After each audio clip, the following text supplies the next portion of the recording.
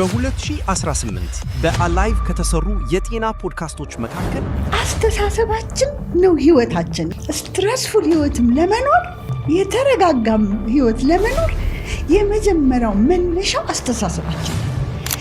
ብዙ ጊዜ በተለይ ሻይ እየጠጡ ምግብ የሚበሉ ሰዎች አኔሚክ ናቸው፣ ደም ማነስ አላቸው። ምግብን ኦቨር ማብሰል ለካንሰር ያጋልጣል። ካንሰር አምጪ ምግቦች ውስጥ በዋነኝነት የተጠበሱ ምግቦች አንደኛ ላይ ነው ያለው። ሲጀምር ቡና ውስጥ ያለው ኮንተንት የሚያነቃ ነገር ነው፣ ካፌን ነው እና ተኛለው ብትልም እንቅልፍ ፍራግመንትድ የሆነ ነው። ሬስትፉል የሆነ እንቅልፍ አይኖርም። አንድ ሰው ለ48 ሰዓት ተከታታይ ባይተኛ ምን ሊያጋጥም ይችላል? እብደት። ሳንተኛ ስንቀር ግንበኛው መለሰን የጀመረውን ታስጥለዋለህ። ለመነሳት ከእንቅልፍ እዚህ ዩኒድ ሶሻል ሚዲያ የተወሰነ ስክሮል ማድረግና ዶፓሚን የተወሰነ ለቀቅ ለማድረግ ያንን በማያገኝበት ሰዓት ላይ የመደበር ስጭት ማለት የመናደድ እንደዚህ አይነት ነገሮች ነው አሉ። ኖርማል አንድ ሰው ብሊንኪንግ ሬት የምንለው አለ፣ አይን ማርገግ በአቨሬጅ ከ15 እስከ 20 ጊዜ ብሊንክ እናደርጋለን። ስክሪን በምንጠቀምበት ሰዓት ግን ይህ ብሊንኪንግ ሬታችን በ50% ይቀንሳል። ሴክሹዋል ኢንተርኮርስ የደስታ ስሜት ባይፈጥር ኖሮ ልጅን ኦርጋዝም ላይ ለማድረስ ኦር ሳቲስፋይ ለማድረግ ላይክ የነሱ 15 ደቂቃ 20 ደቂቃ ምናምን መቆየት አይደለም። ሁሌ እርካታን መጠበቅ ልክ አይደለም። አንዳንድ ጊዜ አለመርካት ችግሮች ሊኖሩ ይችላሉ። አንዳንድ ጊዜ ስሜት አልባ ሊሆን ይችላል። ግንኙነት ፖርኖግራፊ ሰዎችን ብዙ ነገር ነው የሚያሳጣቸው። የመጀመሪያው ነገር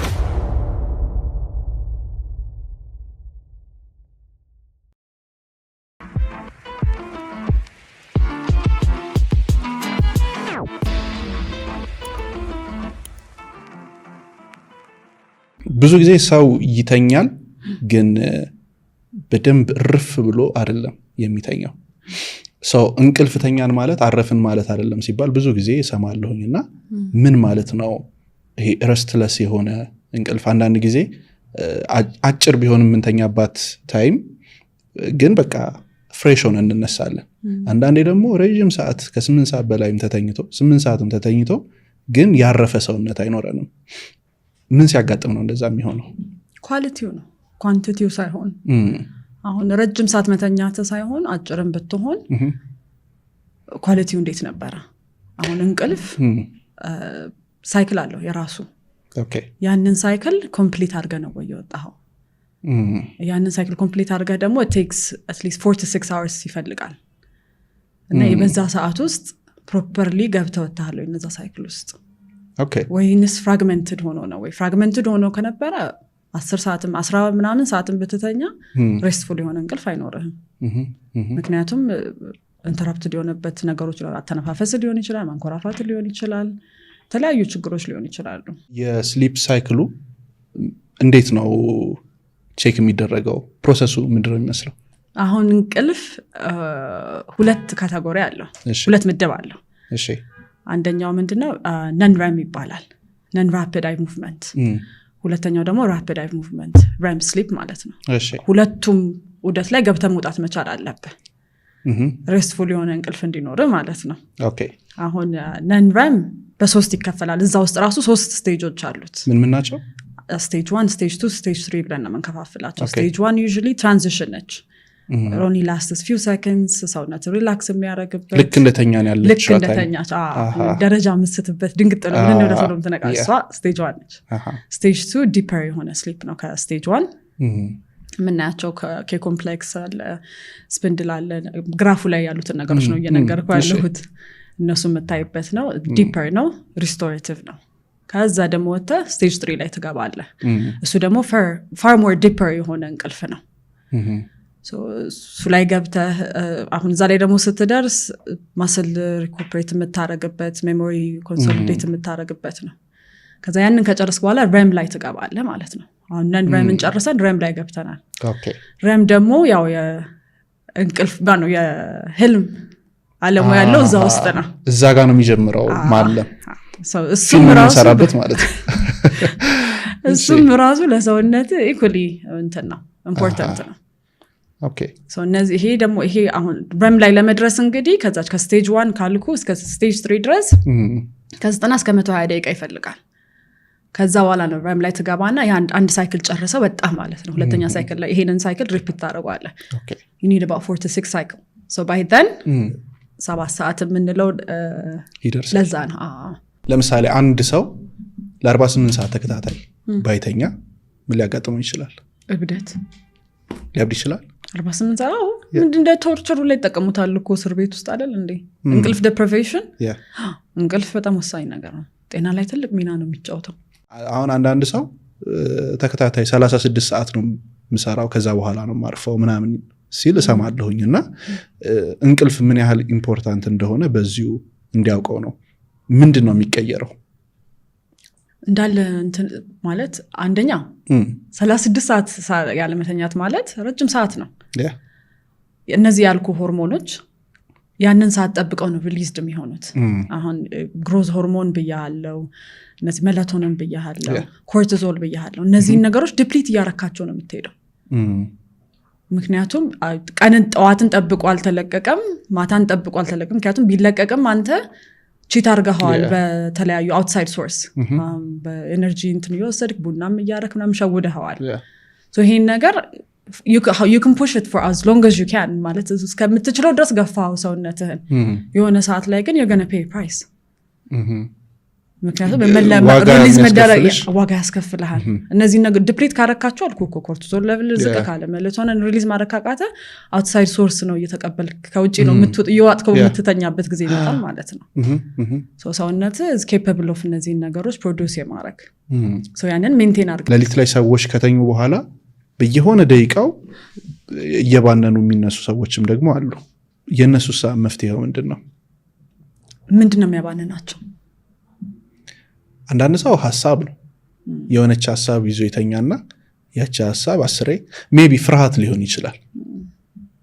ፍርሃት ስለሽ አሁን ትዝ ይለኛል በፊት ምንድነው የሆነ ነገር እንዳይመጣብህ ምናምን ተብሎ ወይንም በልጅነት አላ የሚያስፈራሩን ነገር ከዛ ሌሊት ላይ በቃ የሆነ ነገር እግሬሽንም ሲነካሽ የሆነ ነገር ሲነካሽ ምናምን ብንን ምናምን ትያለሽ። ናይትሜር ነው ስለዛት አንዳንድ ሰው ደግሞ ወይ ብድር ይኖርበታል ከዛ ይቀሰቀሳል ኦር ይሄ የስንኖር ኢቨንቶች አሉ አይደለ በህይወታችን ሰርግ ወይ ለቅሶ ወይ የሆኑ ነገሮች ብቻ ይከሰታሉ። እዛ ሰሞን ላይም ሰዎች ያንን ነገር ኦቨር ስለሚያስቡት ሌሊት ላይም በቃ ብንን ይላሉ። እንደዚህ አይነት ነገሮች ሲያጋጥሙ ወይንም እንዳያጋጥሙ ማድረግ ይቻላል? ፕሪቨንት ማድረግ ያው ራስን ሜንታሊ በጣም ራስን ፕሪፔር ማድረግ ይጠብቃል። ግን እንደዚህ አሁን ሲዝናል የሆኑ ነገሮች አሁን ለምሳሌ አሁን ይሄ ሲዝናል ነገር ነው ገባ ይመጣል እሱና ሲያቺ ኢቨንት እንዳለፈች ግን ተመልሰ ሳይክል ላይ ትገባለህ። ስለዚህ ምንም የሚያሳስብ ነገር አይደለም። ለዛ ነው አሁን ለምሳሌ ኢንሶምኒያ መጥቶባቸው ምን ጠይቃቸው ጥያቄዎች አሉ። አልጋ ጭንቅል ላይክ ፌሱን አዙረኸዋል ወይ ቤት ቀይረሃል ወይ አዲስ ስራ ነው ወይ የወሰድከው? እነዚህ ነገሮች አሁን እንዴት ነው ቼንጅ ውስጥ ሰውነት ሁለመና ሲገባ ለውጥ ዝም ብሎ ትራንዚት የምታደርግበት ነገር አይደለም። unless mentally በጣም very well equipped የሆንክ ሰው ከሆንክ ራስን አዘጋጅተህ ራስን አሳምነህ you walk through it በቃ እንደ easy። አንዳንዱ ደግሞ ያው እንደዚህ mentally ይዞት ስለሚጓዝ በራሱ ጊዜ ነው ፌዝ አውት የሚያደርገው እንጂ በቃ እምቢ ያለኝ ነው ብለህ ቶሎ ብለህ ወደ እንትን አትግባ። ሰውነት ሪያክት እንዲያደርግ በራሱ መጠበቅ ነው የሚሻለው። ቶሎ ብለህ ወደ መድኃኒት ወይ ቆይ ዛሬ ልተኛና ስትል ነገ እንደሞ ትደግምበታለህ። ስለዚህ ስለ ሰፕሊመንት እስኪ እናንሳ። ለእንቅልፍ የሚረዱ ተብለው የሚሸጡ አሉ። የመጀመሪያው ጥያቄ ምን ያህል ነው የሚያግዙት የሚረዱት? ሁለተኛ ነገር ደግሞ የትኞቹ ናቸው? ማግኒዚየም ተብሎ ማግኒዚየም ግላይሲኔት አለ፣ ማግኒዚየም ተብሎ ሌሎች አይነቶች አሉ። የትኛው ነው እሳ? መጀመሪያ ሰፕሊመንት ኮንሲደር ስናደርግ ሰፕሊመንቶቹን አንደርስታንድ ማድረግ አለብህ። እንዴት አድርገው ደግሞ እርስ በርስ እንደሚሰሩ እንዴት ደግሞ ሰውነት ላይ ሪያክት እንደሚያደርጉ ማወቅ መቻል አለብን። እሺ እናንሳቸው። ሁለተኛ እነዛን ሰፕሊመንቶች በዶክተር ዲስከስ ከሚያከም ፕራይመሪ ፊዚሽን ጋራም ዲስከስ ማድረግ አለብህ። ይሄ ነገር ብቁ ነው ወይ ብቁ ነኝ ወይ ለመውሰድ የሚለውን። ከዛ በተጨማሪ ከሰፕሊመንት ላይ ስደርስ ያው ባላንስድ የሆነ ኒውትሪሽን ያስፈልጋል።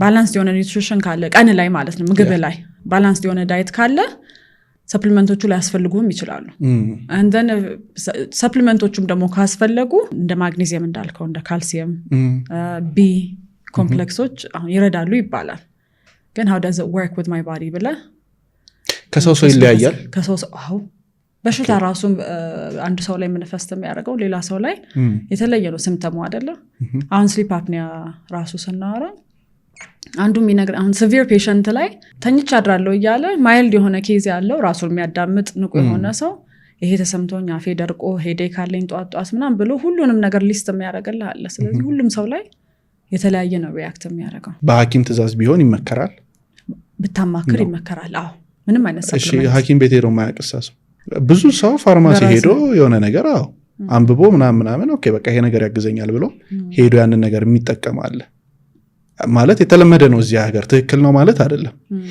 ግን እንደዚህ የሚያደርጉ ሰዎች አትሊስት እንዳይጎዱ ምን መጠንቀቅ ይኖርባቸዋል አሁን as far as supplement ከመውሰዳችሁ በፊት በተቻለ መጠን ምንድነው የሚያጥረኝ የሚለውን ቼክ አድርጉ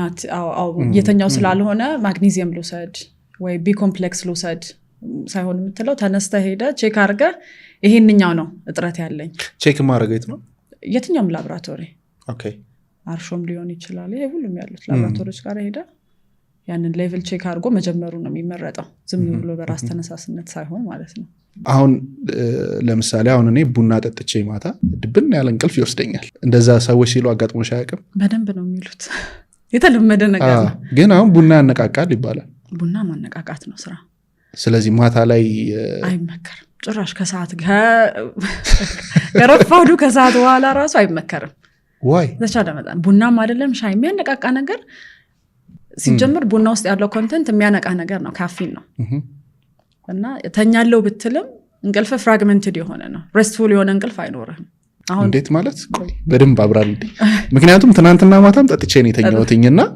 ይሄ ነገር ሳይንሱ አይሰራም ማለት ነው አዎ ምንም ሳትነቃ ሪፊል ሬስትድ እሺ ጧት ተነስተ በደንብ ሪፍሬሽድ ሆነን የተነሳው እንደ ጥሩ እንቅልፍ ተኛው አይ ፊል ጉድ ምናምን ብላል ተነስተ አላልኩኝ how was it ትንሽ ድካም ምናምን ነበረው ግን ድካም የነበረው ማታ ላይ ስራ እየሰራው ምናምን ስለነበረ የሱ ነው የመሰለኝ እንጂ ቡናው ነው የቡናው ነው እርግጠኝነት ምክንያቱም እንቅል ኢቨን ስቴጆቹን ራሱ ፕሮፐርሊ ገብተ እንዳትወጣ ነው የሚያደርገ it's caffeine አልኮሆልም the same thing አንድ ሁለት ብዬ በጣም ጥሩ ተኛለሁ የሚል ሰው አለ ነው ጥሩ አትተኛም it's a lie ማለት ራስህን ነው እንትን የምትለው መጀመሪያ ላይ ያው ቶሎ ሊያዳፋ ይችላል ናት በቡናው ኬዝ እኔ በቤተሰብም አየዋለሁ እንዛው እየጠጡ እዛው ራሱ የሚያንኮራፋ ያለው ግን ሲጀመር እዛው ጠጥተው እዛው ማንኮራፋቱ ራሱ ሆነዞን ችግር እንዳለ የነገረኝ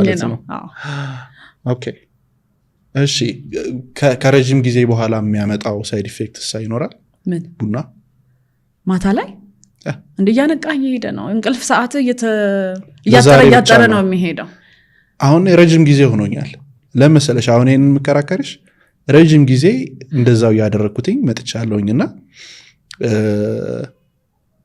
ኢቨን አሁን የማሽን ቡና ራሱ በጠጣ ያን ያክል እንትን አይከብደኝም ምናምን አሁን አንዳንድ ሰው አያለውኝ ቀን ላይ የጠጣት አንድ ቡና ሙሉ ለሊት በቃ አላስተኛኝም ምናምን ሲሉ ሰማለሁኝ ሰውነታቸው ስላለመደው ነው አሁን እነሱ ሰውነታቸው ስላለመደው ካፊኑ ሪአክት ያደርጋል አንተ ግን በየቀኑ እየሰለጠጣው ለምዷል ሰውነት ተላምዶታል it doesn't mean it's okay ግን አሁን እኮ በሁለት ሰዓት እንቅልፍም እኮ መንቀሳቀስ እኮ ይችላል I can function does that mean it's okay no ምክንያቱም ከረጅም ጊዜ በኋላ ሰውነቴ ላይ it's going to take a toll ያቺ 2 ሰዓት ብቻ 4 ሰዓት ብቻ እንቅልፍ እየተኛው መንቀሳቀስበት going forward ዋጋ ያስከፍለኛል ሰው አሁን ጧት ስራ ወጥቶ ኖርማል ቀን አሳልፎ ማታ ላይ ቤተሰብ ሲሰበሰብ ቡና ይነጠፍና ሌላ ተአምር ይጀምራል ተጫጫሰ ምናምን አለ የራሱ ሪቻርጅ እያረክ ነው የምትሄደው ሰው እንቅልፍን የሚያሳጣ ነገር ነው ኮንሱም አድርገ ጨዋታው ያለ ቡና ቢሆንስ አይመጣማ ቫይቡ አይመጣም ስላልተለመደ ነው እንጂ ይመጣል ያ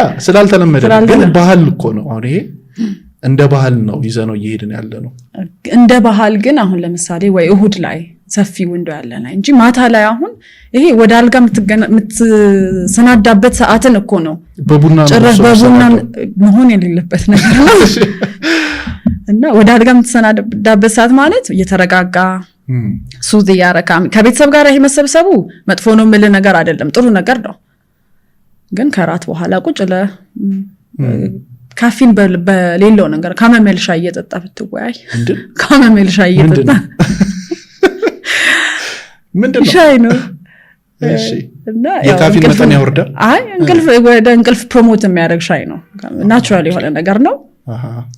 በቡናው ፋንታ ያው ሌላ ሰብስቲቱት እየሰጠው ነው። ብዙ ጊዜ በተለይ ሻይ እየጠጡ ምግብ የሚበሉ ሰዎች አኔሚክ ናቸው። የደም ማነስ አላቸው። በአይረን እጥረት ምክንያት የሚመጣ ደም ማነስ አላቸው ነው ወይስ ይኖራቸዋል? ብዙ ጊዜ እኔ ጋር የሚመጡት አኔሚክ ያላቸው ሰዎች ምግብ እየበሉ ሻይ የሚጠጡ ሰዎች ናቸው። እያማጉ ማለት ነው እየበሉ ፍት። አዎ እሱም የሚሆንበት ዋናው ምክንያት ሰውነታችን መውሰድ የነበረበትን አይረን ቡና ውስጥ ያለው ካፊን ባይንድ ያደርገዋል፣ ያጣብቀዋል። ሰውነታችን እንዳይወስደው ያደርግብናል። ምግብ እየበላን ቡና፣ ምግብ እየበላን ሻይ የምንጠጣ ከሆነ ኒውትረንቶቻችንን አብዞርብ እንዳያደርግ ሰውነታችን ስለሚያደርገን ኢሚዲየትሊ እየበላን ባንጠጣ፣ እየበላን ቡናም ሻይም ባንወስድ ጥሩ ነው። ግን አፍተር 30 ሚኒትስ መውሰድ እንችላለን። ለምዶ 30 ደቂቃ 30 ደቂቃ የሰውነት የምግብ አብዞርፕሽን ትንሽ እስኪ ዳይጀስት ተደርጎ ሰውነት የሚፈልጋቸውን ኒውትሪየንቶች አብዞርብ አድርጎ እስኪጨርስ ድረስ ማለት ነው። ወዲያውም ውሃ ጠጡ ይባላል። ወዲያው ኦፍ ኮርስ አንደኛ ሄቪነሱን ይጨምርብሃል፣ ፕላስ ደግሞ ሰውነት የሚፈልገውን ኤነርጂ የሚፈልገውን ከምግብ ማግኘት ያለበት እነሱን እንዲወስድና አብዞርብ እንዲያደርግ፣ ከዛ ደግሞ ለዳይጀሽንም ሪኮመንደብሉ አፍተር 30 ሚኒትስ ውሃ መጠጣት ነው። ሰው የሚበላውን ይመስላል ይባላል እና ከቆዳ ጋር ያገናኘዋል ኒትሪሽን? ኦፍ ኮርስ በደንብ ቫይታሚን ሲ ዴፊሽንሲ ያላቸው ሰዎች ቆዳቸው ላይ ታያለ። ሃይድሬት የማያረጉ ውሃ የማይጠጡ ሰዎች በጣም ፔል ስኪን የደረቀ ቆዳ ይኖራቸዋል። ፕላስ ሰው የሚበላውን ይመስላል ከቆዳው ባሻገር ለምሳሌ ብዙ ኮላጅን ምግባቸው ውስጥ የሚያገኙ ሰዎች በጣም early age ላይ ቆዳቸው መሸብሸብ እነሱ ነገሮች አይኖሩ። የተለያዩ ኒውትሪየንቶች ሰውነታችን የሚያገኛቸው ቆዳችን ላይ በደንብ ይታያል። ፕላስ ሰውነትህም ነው። አሁን ለምሳሌ ስፖርተኛ እንዴት ነው ሰውነቱ ላይ የሚያስታውቀው? ሯጭ እንዴት ነው ሰውነቱ ላይ የሚያስታውቀው? ኦፍ ኮርስ ምግብም እንደዛ ነው። በጣም ሊን በጣም ጥሩ ሰውነት ከዛ ደሴም ታይም ደግሞ የምግቡን መጠን የሚቆጣጠር ሰው በደንብ መታየት ይችላል። ቆዳ ላይ ብቻ አይደለም ሰውነት ላይ ብቻ፣ ሙሉ ሰውነት ላይ ነው የሚታየው። ደሴም ታይም ጸጉርም ላይ ይታያል። ጸጉራችን በጣም ቡናማ መሆን ለምሳሌ ፕሮቲን ዴፊሽንሲ፣ በተለይ ደግሞ የተመጣጠነ ምግብ እጥረት ያለባቸው ኤሪያዎች ላይ ብዙ ሰርቻለሁና እዛን ጊዜ የማያቸው ህፃናቶች 3 ዓመት 4 ዓመት ሲቪየር አኪዩት ማልኒውትሪሽን ያላቸው ግን መላጣ ህፃናቶች ጸጉር ማይበቅልላቸው it's a protein deficiency, it's a vitamin deficiency። እና እንደዛ አለ ሙሉ ሰውነት ላይ ይታያል። ምግብን ኦቨር ማብሰል ለካንሰር ያጋልጣል? በትክክል። ለምሳሌ ከካንሰር አምጪ ምግቦች ውስጥ በዋነኝነት የተጠበሱ ምግቦች አንደኛ ላይ ነው ያለው። ካንሰር ኮዚንግ ፉድ ብለ ሰርች ብታደርግ በጣም ብዙ ቆንጆ ሪሰርቾች ተሰርተዋል። ስቲል የተጠበሱ ምግቦች፣ ጣፋጭ ነገሮች፣ ለስላሳ መጠጦች መጀመሪያ ላይ ነው ያሉት። አበሳሰላችን ለምሳሌ ስጋ ማለት መስል ነው አይደለ? የእንስሳው መስል ነው። እሱ ሲጠበስ ፕሮቲን ነገሮች ሲጠበሱ የሚያመጡብን በጣም የተለያዩ ሳቹሬትድ ፋት ዴቨሎፕ ያደርጋል። መጀመሪያ ላይ ያ ሳቹሬትድ ፋት ትራንሳቹሬትድ ፋት ሊሆን ይችላል። የተለያዩ ኮምፓውንዶች ዴቨሎፕ ያደርጋል። ፍራይ አርገን ስንበላ፣ ኦቨርኩክ ስናረግ አፍላቶክሲን የተለያዩ የጤና ችግሮችን ሊያመጣብን ይችላል። ከካንሰርም ባሻገር ምንድን ናቸው ጉዳቶቹ? ለምሳሌ ኦቤሲቲ ማለት በጣም ከፍተኛ የሆነ ክብደት ሲከማች ደግሞ ብዙ ጊዜ ሆዳችን አካባቢ ነው የሚሆነው። እሱ ቪዘራል እና ሰብኪታኒየስ የሚባል ፋት አይነት አለ። ቪዘራል ፋት የምንለው ላይክ ጉበታችን ላይ ኩላሊታችን ላይ የውስጥ ኦርጋናችን ላይ ያለ ከአብዶሚናል ዋላችን ደግሞ ከሆዳችን ውጭ ያለው የምናየው እኛ ከቆዳችን ስር የምናየው ደግሞ እሱ ደግሞ ሰብኪታኒየስ ፋት ነው። ሰብኪታኒየስ ፋት ቪዘራል ፋት በተከማቸ ቁጥር ኮሌስትሮል ይመጣል። በጣም በቀላሉ ኮሌስትሮል ይመጣል ማለት ኮሌስትሮል ደም ስራችን ውስጥ ያለ ስብ ነው። ትራይግላይሴራይድ ይመጣል ደም ስራችን ውስጥ ያለ የሊፒድ አይነት ነው። ኢሚዲየትሊ እሱ ሲመጣ ለደም ግፊት ያጋልጠናል። እሱ ለደም ግፊት ያጋልጠናል። ደም ግፊት ረጅም ጊዜ ከቆየና ባንቆጣጠረው ከሆነ ደግሞ ለስትሮክ ያጋልጠናል። ረጅም ጊዜ ደግሞ እነዚህ በጣም ኦቨርኩክድ የሆኑ የተጠበሱ ምግቦች የተለያዩ ቶክሲን ኬሚካል ዴቨሎፕ ያደረጉ ምግቦች ደግሞ ስንመገብ ሎንግ ተርም እስከ ካንሰር ኮዚንግ ድረስ ይደርሱብናል። ሶ ኤኒ የሚመጣ አሁን ነን ኮሚኒኬብል የሆነ ተላላፊ ያልሆኑ ህመሞችን ብታይ ብዙዎቹ ከምግብ ጋር ተያያዥ ናቸው። አልሙኒየም እቃዎችን መጠቀም ጤና ላይ የሚያመጣው ጉዳት ተብሎ በጣም ብዙ ነገር አየሁኝና ተመልክተሻል? እንደዚህ አይነት ነገር አይቻለሁ። የተለያዩ ስተዲዎች አሉ። ስፔሻሊ ደግሞ በአልሙኒየም ማብሰል በተለይ በአልሙኒየም ማብሰል it's very dangerous ካንሰር ኮዚንግ ነው። በአልሙኒየም ግን ይጠቀለላል። አልሙኒየም ይሄ አልሙኒየም ፎይል አለ፣ እንደገና የአልሙኒየም ቢላ ማንኪያ ምናምን አሉ።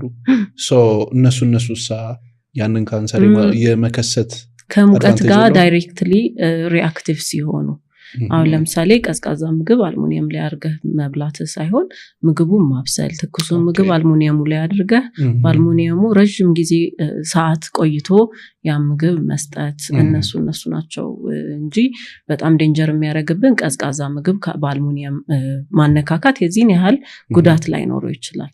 ለምሳሌ ሃይላንድ ማሸጊያ የፕላስቲክ ቦትሉ ከፀሐይ ላይ አይቀመጥ ሙቀት አይንካው የሚባለው ሙቀት ነው ሪአክቲቭ እንዲሆን የሚያደርገው። ባይትሰልፍ ቀዝቃዛ ቦታ ላይ ከተቀመጠ ሪአክቲቭ ላይሆን ይችላል። ነገር ግን ፀሐይ ላይ ከተቀመጠ it's very reactive በሙቀት ሪአክት ስለሚያደርግ ከውሃ ውስጥ እኛ አንድ ላይ እንጠጣዋለን ማለት ነው። ሶ ሪአክቲቭ በተለይ ሲሆን የበለጠ ጎጂ ነው። እንደ ሀበሻ እንደ ኢትዮጵያዊ ቡታንታን የመቀየር ባህል ዝቅተኛ ነው እና ወንዶችም ይሁን ሴቶች ጋር ብቻ እንደዛ ሲባል እሰማለሁኝ እና በየስንት ጊዜ ነው መቀየር ያለበት? አሁን አንዳንድ ሰው በቀን 2-3 ይቀይራለሁ የሚል ሰው ሰምቻለሁ። አንዳንዱ ደግሞ ወርም የሚያደርጋለ። ለሴት ልጅ ኤቭሪዴይ ቢሆን ኤቭሪዴይ መሆን አለበት። ቢቻል ደግሞ ባይ ዘ ዌይ ሴት ልጅ አዝማች አስ ፖሲብል ፓንት ባታረግ ላይ ከውጪ ከስራ ውጪ ቤቷ ከሆነች ያው ምክንያቱም እዛ አካባቢ ሙቀትና ላብ በተፈጠረ ቁጥር የፈንገስ ኢንፌክሽን ይሄ የመታፈን አይነት ነገር ሲመጣ መጥፎ ባክቴሪያዎች እንዲያድጉና እዛ ጋር ሄልዟን ያሳጣታል። ብቻ ኮምፎርታብል የሆነ ኤሪያ ውስጥ እስከሆነች ድረስ ፓንት ባታረግ ይመረጣል። ፓንትም ካረገች ሪከመንድ የምናደርገው አይነት አለ። ኦኬ ሶ ያዝ የማያደርግ ፕላስቲክ ኮተን መሆን አለበት። ኮተን እና የሚያናፍስ መሆን አለበት።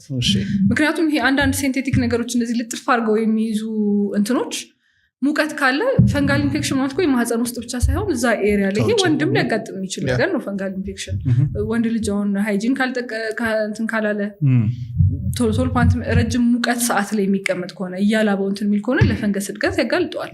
ስፔሻሊ ስኳር ታካሚ ከሆነ ሶ ሃይጂን እና እንትን ማለት ያስፈልጋል። ፓንት የሴት ኤቭሪዴይ ቢቀየር ጥሩ ነው። ወንዶች ማክሲመም 2 days ማክሲመም እኔ እንጃ በየቀኑ ቢቀየር ፕላስ ደግሞ ማዘውተር አለባችሁ ብዬ ወንዶች ቢያውቁ ደስ የሚለኝ ነገር ከሽንት በኋላ like it's not even a thing እንትን ተደርጎ አይታሰብም ኖርማል ተደርጎ አይታሰብም። ቢታሰብ ግን ጥሩ ነው። ኦኬ ምክንያቱም አሁን ልክ በሽንት ሰዓት ምናምን እንትን ተብሎ አትሊስት ዋይፕስ ምናምን ፊት ለፊት ቤት ውስጥ ተቀምጦ እንትን ቢባል ጥሩ ነው። ምክንያቱም ጀስት እዛ አካባቢ የሆነ ሙቀትና እንትን ሲገጣጠም ልክ ግንኙነት ሲደረግ አንዴት አጥቤ ልምጣ የማለት ፕሮባቢሊቲው ዝቅተኛ ነው። የእሷን ሄልዝ ለመጠበቅ ወንድ ልጅ የራሱንም እሱ ላይ ምንም አይነት ምልክት እንኳን ባይኖረው ስፔሻሊ ያልተገረዙ ወንዶች ደግሞ ይብሳል። በደንብ ሃይጂን ያስፈልጋል። ባለትዳር ወንዶች ከሚስታቸው ጋር በሚኖራቸው ግንኙነት ጎበዝ መሆን አለባቸው ይባላል እና ያ ጎበዝ መሆን ማለት ምን ማለት ነው? እንዲሁም ቃል በቃል አማርኛው ጀግና መሆን አለባቸው ምናምን ይባላል። ያ ነገር ያ ሰውዬ ካልሆነ ወይንም ሚስቱን ካላስደሰታት ካላረካት የሆነ ጫና ይመጣል። ያ ጫና ከጊዜ ወደ ጊዜ ያንን ሰው የማይሆን አይነት ስትረስ ውስጥ ይከተዋል ምናምን። እንደዚህ አይነት ነገሮች ሲፈጠሩ በምን ራሱን ብቁ ማድረግ ይችላል? ሴክሹዋሊ ሳቲስፋይ ለማድረግ ብዙ አይነት ኢሹ ሊፈጠር ይችላል። አንደኛ ቶሎ መጨረስ ችግር ሊሆን ይችላል።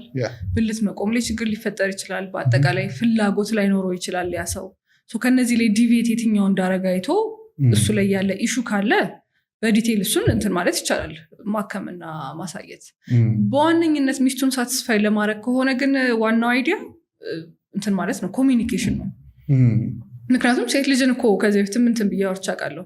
ሴት ልጅን ኦርጋዝም ላይ ለማድረስ ኦር ሳቲስፋይ ለማድረግ ላይክ የእነሱ 15 ደቂቃ 20 ደቂቃ ምናምን መቆየት አይደለም። በስነስርዓት ሰውነቷ እሷም እንደምትፈልግ ካላወቀና ሪች ለማድረግ ዊዛውት ኤኒ ካይንድ ኦፍ ፔኔትሬሽን ሴት ልጅን ማርካት ይቻላል። ምክንያቱም የሴት ልጅ በዋነኝነት ያለው ይሄ ሴክሹዋሊ በጣም አክቲቭ እና ሴንሲቲቭ ኤሪያዋ ክሊቶሪየስ ነው። ክሊቶሪየስ ደግሞ ኤክስተርናሊ ያለ ነገር ነው። ስለዚህ እሷን ሳቲስፋይ ለማድረግ ከሆነ በደንብ ኮሚኒኬት አድርጎ ዊዛውት ኤኒ ኢሹ እርካታ ላይ ማድረስ ይቻላል። አሁን ወንዶች 25 ደቂቃ ምናምን ረጅም በቆየ ነው ጀግና ምናምን ያልከው ተርም የሚሰጣቸው። ይሄ ደግሞ ለሴት ልጅ ምክንያቱም በፔኔትሬሽን ኦርጋዝምን ሪች የምታደረግ ሴት ኦልሞስት 60% እንደዚህ ነው፣ ሁል ጊዜ አይደለም እሱ ነው። ስለዚህ እሱ ረጅም በቆየ ቁጥር እሷ እንደውም ድራይነስ ሊያጋጥማት ይችላል፣ አንኮምፈርታብል። ይህንን ራሱ ኢንድ ለማድረግ ነው አንዳንዴ ሴቶች ኦርጋዝምን ፌክ የሚያደርጉት። ምክንያቱም ላይክ በቃ ሎንገር አይላ ኦርጋዝም አለ፣ ፌኪንግ ኦርጋዝም። አዎ ሴቶች የስ ላይክ በዋነኝነት 4 ምክንያት አለው ሴት ልጅ ኦርጋዝሟን ፌክ የምታደርግበት። ምንድን ናቸው? አንደኛው እንዳልከው ወንድየው ደስ እንዲለው ጀግናነት እንዲሰማው ሂስ ፕራውድ ኦፍ ሂምሰልፍ ለሪሌሽንሺፑ ሄልፕ እንዲያደርግ ማለት ነው። በቃላት ነው እሱ እንዴት ኮሚኒኬሽን ላይ ሳይሆን ነው በዛ ሰዓት የሆነ ድምፅ የማውጣት አይነት ነገር ኦር አተነፋፈስ ላይ የመሳሰሉትን ነገር ሴት ልጅ ላይ ግልጽ የሆነ እንትን ስለማይታይ ፌክ ማድረግ ይቻላል። ስለዚህ ሳይኮሎጂካል ነው ማለት ነው ጉዳዩ። ሳይኮሎጂካል ብቻም ሳይሆን ኖርማሊ እኮ እነሱ እርካታ ለማግኘት የሚከብዳቸው ሴቶች አሉ። አንዳንዴ ወንዱ ደስ እንዲለው ለሪሌሽንሺፑ ማለትም እሱ ላይክ ጀግና ነው አይነት እንትን ውስጥ እንዲሰማው ፌክ ታደርጋለች። ሁለተኛ ደግሞ ከራሷም የመጣ ሊሆን ይችላል። ስለዚህ ኢንሰኪር ከሆነችና በራሷ ማትተማመን ከሆነ ይሄን ያህል ደቂቃ አንቺ ማጨርሽ ከሆነ ችግሩ ካንቺ ነው። ይህንን ሽሽት ፌክ ልታረግ ትችላለች ኢንሰኪር ስለሆነች ብቻ። ምክንያቱም ሌሎች ሴቶች እኮ እንደዚህ ናቸው፣ ሌሎች ሴቶች እኮ እንደዚህ በቀላሉ አንቺ ምን ሆነች ነው ላለመባል እንትን ትላለች። ሶስተኛው ደግሞ በስነስርዓት እርካታ ላይ ለመድረስ የሚያግዛቸው ሴቶች አሉ። እንደዚህ ድምፅ ምናምን ፌክ ሲያደርጉት እነሱን ሄልፕ ያደርጋቸዋል። አራተኛው ደግሞ ግንኙነቱ እንዲበቃ ከፈለገች ዘር ዌይ ኦፍ ሴይንግ ሌትስ ኢንድ ዲስ ለማለት ሺ ዊል ፌክ ኢት። ከዛ ላይ በቃ የእሷ ደስተኛ ናት ብሎ ስለሚያስብ እንትን ይላል። ሴክሹዋል እንትኑ እንዲያልቅ ማለት ነው። ሜንሊ በዚህ 4 ምክንያት ነው ሴት ልጅ ፌክ የምታደርገው። ስለዚህ የወንዱ ምንም የሚያውቅበት መንገዶች የሉ። ያንን ነገር አይቶ ብቻ ነው እንጂ ሪል መሆኑን አያውቀው። ሪል መሆኑን ላያውቅ ይችላል። ምክንያቱም ያው እንደ ወንድ የሆነ ኦቪየስ የሆነ ክሊር እንትን ላይኖራት ይችላል። ሴት ልጅ ግን የሚያስታውቅበት መንገድ አለ። አሁን ኖርማሊ አተነፋፈስ ላይ አንዳንድ ክሊቶሪያል ኤሪያዎች ሳይዛቸው ይጨምራል፣ የመሳሰሉ አይነት እንትኖች አሉ። ፕላስ ለሴት ልጅ ዲፍረንት ካይንድ ኦፍ ኦርጋዝም አለ። አንዳንድ ሴቶች ያው መርጨት የሚችሉ ሴቶችም አሉ፣ ስኳርቲንግ ምናምን የሚባል እንትን። ይሄ ጂስፓት እንደዚህ ጂስፓት ስቲሙሌሽን ሲኖር ምናምን የዛኔ ክሊር የሆነ እንትን ሊያዩ ይችላሉ። ክሊር የሆነ ሳይን ሊያዩ የሚችሉበት ሁኔታዎች እንደዛ ነው። ኔክስት እንዲሁም ጠይቅሽ ስለሱ ነበረ፣ ስለ ጂስፓት ና የሚባለው ነገር ሪል አለ ወይስ ለእንትን ነው ሳይኮሎጂካሊ ሰዎች ጋር ሪል ያለ? ሪል ያለ እኔ እኮ አሁን አለ የለም የሚለውን እኮ ጂስፓት ከማሳደድ እኮ ክሊቶሪስ እኮ እዛ ጋር እኮ ሪላይት ነው። Why are you guys hunting the myth? 80% ሴት ልጅ እርጋታ ነው የምታገኘው ክሊቶሪያል ስቲሙሌሽን። እሱን እንዝለለውና ግን ጂስፓትን እንፈልግ። ፍለጋ እሺ ሶ ጂስፖት ማለት በስነስርዓት ልክ አንቴሪየር ዎል ማለትም ልክ የሴት ልጅ ብልት ውስጥ ከተገባ 3 ሴንቲሜትር ከላይ የመከርደድ አይነት እንትን ያለው ኤሪያ ነው። ሶ ሴንሲቲቭ ነው ተብሎ ይታሰባል ነው እሱ ኮንቲኒየስሊ ስቲሙሌት ከተደረገ ስፔሻሊ በፔኔትሬሽን ሰዓት ሴት ልጅን እርካታ ለማግኘት ሴንሲቲቭ ስለሆነ yes it is easier። ምንም አይነት ስቲሙሌሽን ቢደረግላቸው ምንም አይነት የግንኙነት ቆይታ ቢኖር ላይረኩ ይችላሉ። ከ10 እስከ 15% ያሉ ሴቶች ማለት ነው። አንዳንዱ ደግሞ እርካታቸው ይዘገያል እንጂ ሊረኩ ይችላሉ። ዲሌይድ ኦርጋዝም እንለዋለን ሴቶች ላይ። አንዳንዱ ደግሞ ሌስ ኢንቴንስ የሆነ ኦርጋዝም አለ። ያ ማለት የኦርጋዝም ስሜቱ አነስ ያለ በትክክል ያኛው ኤክስፒሪየንስ ሳያደርጉት መጠን ወይም ኢንቴንሲቲው አነስ ብሎ ሊረኩ ይችላሉ ማለት ነው። ሶ ሁሌ እርካታንም መጠበቅ ልክ አይደለም፣ ጤናማ አይደለም። ግንኙነት ሁሌ ፍጹም አይሆንም። አንዳንድ ጊዜ ያለመርካት ችግሮች ሊኖሩ ይችላሉ። አንዳንድ ጊዜ ስሜት አልባ ሊሆን ይችላል ግንኙነቱ፣ ደስታም ላይኖረው ይችላል። ግንኙነት ፐርፌክት መሆን የለበትም። ወንድም ቢሆን ግንኙነትን ሲያደርገው ዋው ጀግና ለመባል ያለው ግንኙነቱ ላይ ሁሉ ኢንጆይ ለማድረግ መሆን የለበትም። ስለዚህ አጠቃላይ 80% ግንኙነት ሰላም ከሆነ ኢትስ ፋይን። እዚህ ጋር ግን ያለኝ ጥያቄ አንድ ወንድ ምንድነው እንደረካች የሚያውቀው በምንድን ነው? ጥሩ ጥያቄ ነው። አልመለሰችልህም ብለውኛል። ብዙ ጊዜ ሰዎች ይጠይቁኛል፣ ሴት ልጅ እንደ ወንዶች ትጨርሳለች ወይ? ፈሳሽ አላት ወይ? በምን እናውቃለን እንደጨረሰች? እና ብዙ ጊዜ የምመልስላቸው መልስ ለምን አትጠይቋትም ነው። ረክተሻል አልረካሽም ተብሎ መጠየቅ አለበት ስላቸው ፌክ ኦርጋዝም አለ የሚሉኝ ሰዎች አሉ። ፌክ የምታደርግ ሴት አለች፣ እንደረካች የምታስመስል ሴት አለች እና በምን ማወቅ እንችላለን የሚሉ ጥያቄዎች አሉ። ስለዚህ ኦርጋዝም እንግዲህ ወይም እርካታ የሰውነት የግንኙነት ውጥረት የሚለቅበት ወይም ሪሊዝ የሚደረግበት ነው። ልክ በዛ ሰዓት ደግሞ ሰውነት የሚሰጠው ምላሾች ይኖራሉ። ለምሳሌ ልብ ምት ይጨምራል፣ ያተነፋፈስ ስርዓት ይጨምራል። ግፊት ቢለካ በዛ ሰዓት በጣም ሃይ ነው የሚሆነው። የመቀመጫ አካባቢ ያሉ ጡንቻዎች በጣም ኮንትራክት ያደርጋሉ እና ኮንትራክሽኑ በሰከንድ 2 ከዛ በላይ የፈጠነ ኮንትራክሽን ነው የሚኖረው ማለት ነው ለሴትም ለወንድም። ስለዚህ ወንዶች በዛ ኮንትራክሽን ኢጃኩሌት ያደርጋሉ ወይም የዘር ፈሳሽ ይወጣል። ሴትም በዛ ኮንትራክሽን ፈሳሽ አላት። ከሴትም የሚወጣ ፈሳሽ አለ በግንኙነት መጨረሻ ላይ ማለት ነው። ፊሜል ኢጃኩሌሽን የምንለው አለ። ሁሉም ሴት እሱን ኤክስፒሪየንስ ላያደርግ ይችላል፣ ፈሳሹ ላይወጣ ይችላል። ግን ከሴትም የሚወጣ ነጣ ያለ ፈሳሽ መጠን አነስ ያለ ሊኖር ይችላል ማለት ነው። ስለዚህ የሚታወቅበት መንገድ አንደኛ እነዚህ የልብ ምት መጨመር፣ ያተነፋፈስ መጨመር፣ የጡንቻዎቿ በጣም ቶሎ ቶሎ መኮማተርና ፈሳሽ መውጣት ይኖራል ማለት ነው። ስለዚህ ኦርጋዝምን ኤክስፒሪየንስ እንዳደረገች የሚታወቅበት መንገድ ይሄ ነው። አንድ ሰው ደግሞ በምንድን ነው ሲያወራ የሰማሁት ከድምፅ ጋር በተገናኘ በዛም ደግሞ ማወቅ ይቻላል ምናምን የሚል ነገር አንስቷል። ከድምፅ ጋር ኢን ሴንስ አሁን ቅድም እንዳልኩ ፌክ ኦርጋዝሙ የሚደረግበት አንደኛው ሚንስ ነው።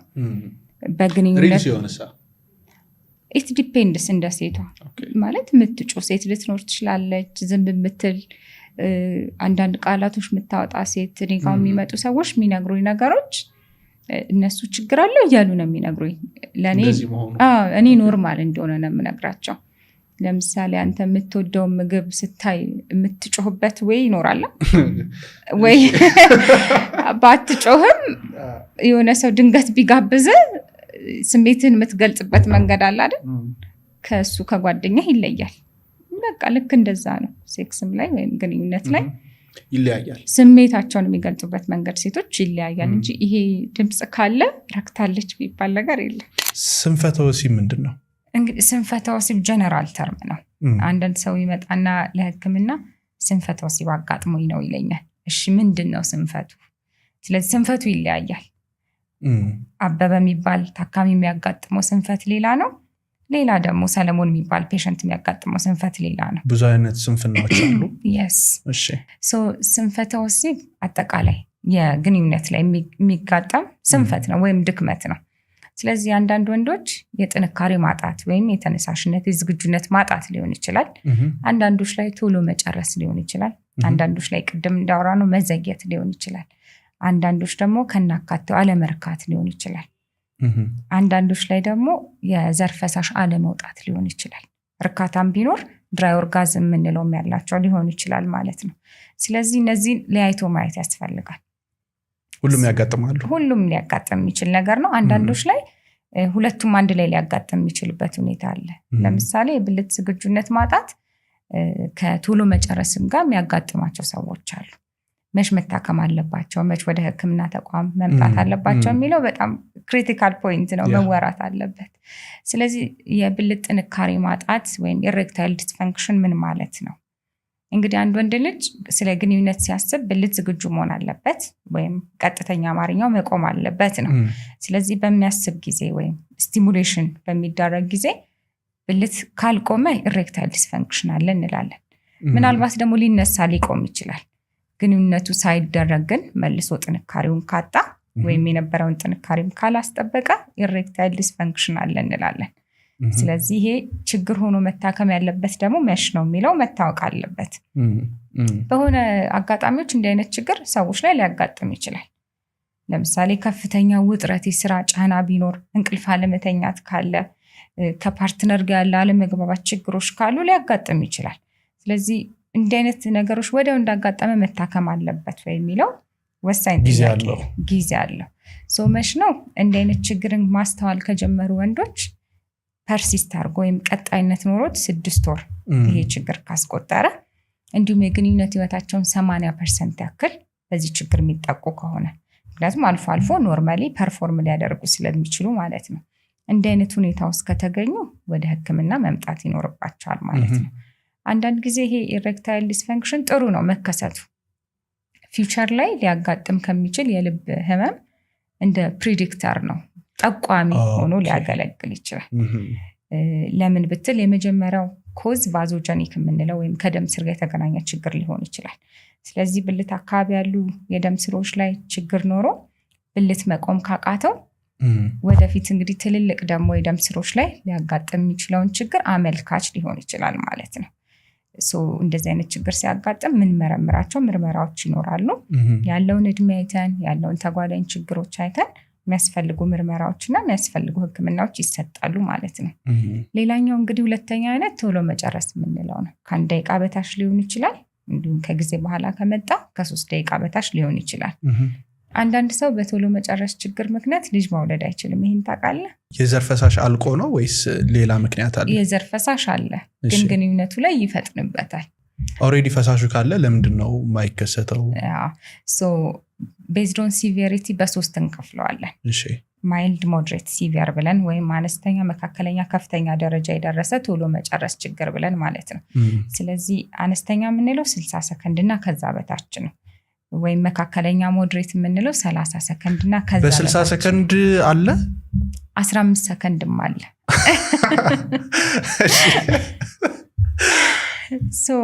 ግንኙነቱ ሳይጀመር ገና በማውራት በመነካካት የዘር ፈሳሻቸው የሚፈስ ወንዶች ይኖራሉ። እርግዝና ችግር ነው፣ እሱ ችግር ነው።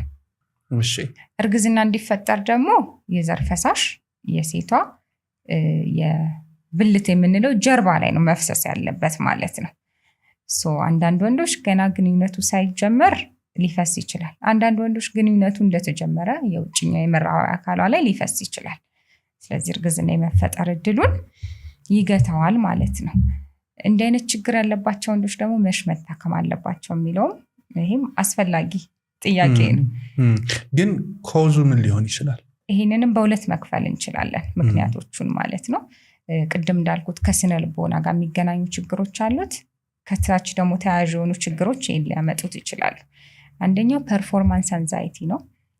ግንኙነቱ ላይ ፐርፎርም አደርጋለሁ አላደርግም፣ የአቅም ጉዳይ እንዴት ነው የሚል ከፍተኛ ጫናና ውጥረት ሲኖር ፈሳሽ ቶሎ መውጣትና ግንኙነቱ የማለቅ ነገር ያጋጥማል። ገና እያሰበ ማለት ነው። እያሰበ ከፍተኛ ውጥረት፣ ድንጋጤው እንዲህ አይነት ነገር ውስጥ እንዲገባ ሊያደርገው ይችላል ማለት ነው። የግለ ወሲብ ልምምድ ተደጋጋሚ ማድረግ ቶሎ መጨረስ ችግር ያመጣል። የታይሮይድ ሆርሞን ችግር መኖር ቶሎ መጨረስ ችግር እንዲኖር ያደርጋል። የቴስቴስትሮን መጠን በጣም ከመጠን በላይ መብዛት ይሄ ችግር እንዲከሰት ያደርጋቸዋል ማለት ነው። ስለዚህ ቶሎ መጨረስ ችግሩን መታከም ያለበት እንደ ችግር ቆጥረ ነው 6 ወር ከሞላው። እንዲሁም ደግሞ የግንኙነት ፍሪኩዌንሲ ተደጋግሞ ወይም ፈርስት ራውንድ ሰከንድ ራውንድ የምንለው አለ እሱ ተደጋግሞ ቆይታ ላይ ለውጥ ማምጣት የማይችል ከሆነ መታከም አለበት። መሰረታዊ የሴክሹዋሊቲ ዓላማ የሰው ልጅ ዘር ማስቀጠል ነው። በሳይንስ የወሰድነው እንደሆነ ሴክሹዋል ኢንተርኮርስ የደስታ ስሜት ባይፈጥር ኖሮ ፍጥረት አይኖርም ነበር። ስራ ቢሆን ኖሮ ትክክል አይቀጥልም ትውልድ። ስለዚህ ያ የደስታ ስሜት መኖሩ ነው የሰው ልጅ በዛ ተግባር ላይ ተሰማርቶ ዘሩን እንዲያስቀጥል ያደረገው። ስለዚህ ያ ሴክሹዋሊቲ የደስታ ስሜት መፍጠሩ ዓላማው በባዮሎጂ ካየኸው የሰው ልጅ ዘር ማስቀጠል ነው ዓላማው። ነገር ግን የሰው ልጅ ከእንስሳ የሚለየው ቅድም እንዳልኩ የማሰቢያ አእምሮ ስላለው አንዱ አድቫንቴጁ 365 ቀን ሴክሹዋል ኢንተርኮርስ ማድረግ መቻሉ ነው። ይሄ አዳልቶለታል ተፈጥሮ ማለት ነው።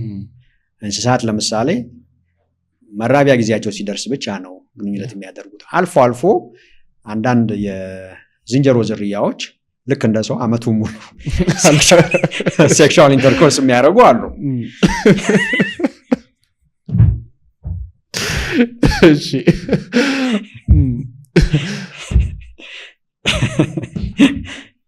ኦኬ እሺ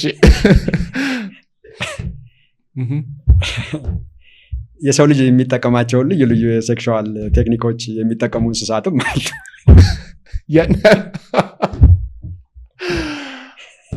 አስቦት አይደለም ያው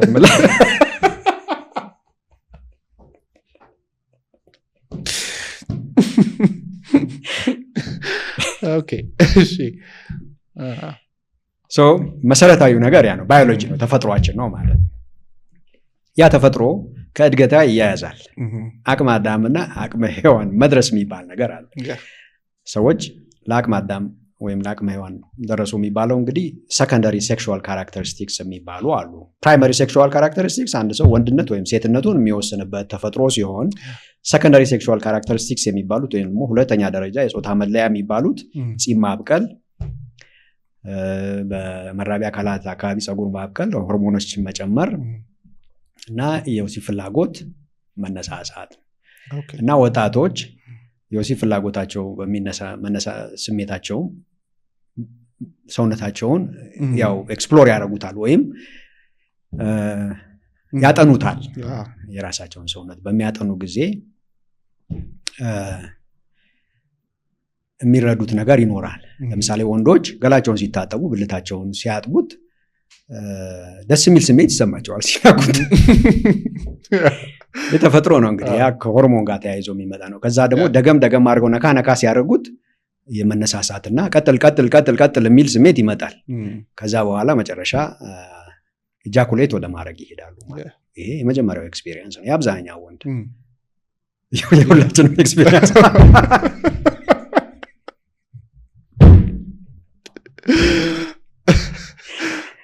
ተፈጥሯዊ ነው ባዮሎጂካል ነው። ምንም ልታደርገው አይችልም። ያቺ ልምድ የተወሰነ ጊዜ መቀጠሉ አይቀርም። ለምሳሌ እኛ ሀገር ጥናት አላደረግንም። አሜሪካን ሀገር በጣም የታወቀ አልፍሬድ ኪንሴ የሚባል የታወቀ ተመራማሪ ኪንሴ ሪፖርት የሚባል አውጥቷል። የወንዶችን የሴክሹዋል ባህሪ፣ የሴቶችን የሴክሹዋል ባህሪ በአሜሪካን ሀገር አጥንቶ ለመጀመሪያ ጊዜ ሪፖርት ያወጣ ሰው ነው። በጣም ሰፊ ዳሰሳ አድርጎ ማለት ነው። ወንዶች ሲጠየቁ ከወንዶቹ 100% የሚሆኑት በኪንሴ ሪፖርት ላይ ማስተር ቤት እንደሚያደርጉ ሪፖርት አድርገው 100% ብዙ ነው። ሁሉም ማለት ነው። ብዙ ሳይሆን ሁሉም ቅድም ብየዋል፣ ባዮሎጂካል ነው። ሰዎች በተለይ ወጣት እያሉ መነካካት ሰውነትህን የራስህን ቦዲ ኤክስፕሎር እያደረጉ ይሄ የኪንሴ ሪፖርት ነው። ይህንም ማንም ሰው ገብቶ ኢንተርኔት ላይ ሊያነብ ባለኝ መረጃ ሴቶች እስከ 75% የሚሆኑት ሴቶች ማስተርቤት እንደሚያደርጉ ሪፖርት አድርገዋል በኪንሴ ሪፖርት ላይ። ይሄ የወንድ ችግር የወንድ ባህሪ ብቻ ሳይሆን የሴቶች ትንሽ አነስ ይላል ሴቶቹ ላይ ግን ተመሳሳይ ተቀራራቢ። ይሄ ወደ ምን ያመራል? ቅድም እንዳልኩ በባዮሎጂ ደረጃ ካየ ነው አላማው ዘርን ማስቀጠል ነው። ስለዚህ ወንድ ሴት ግንኙነት ፕሮግራም ነው ጭንቅላታችን ውስጥ ያለ። ወንዶች ስለ ሴቶች ኪውሪየስ ይሆናሉ፣ ሴቶችም ስለ ወንዶች ኪውሪየስ ይሆናሉ ወይም ደግሞ ማወቅ ይፈልጋሉ። ያን እውቀት የት ነው የሚያገኙት? በልጅነት ማስተማር ቢቻል ጥሩ ነበር። አሁን ብዙ ጊዜ ልጆች ከልጅነታቸው ጀምሮ ስለ ሰው መራቢያ አካላት፣ ስለ ጾታዊ ግንኙነት፣ ስለ ጽንስ፣ ስለ መውለድ እየተማሩ እንዲያድጉ የሚባለው ከዛ የመነጨ ነው። ነገር ግን አሁን ሁላችንም እኛ አሁን ለምሳሌ በጨለማ ውስጥ ነው ያደግነው።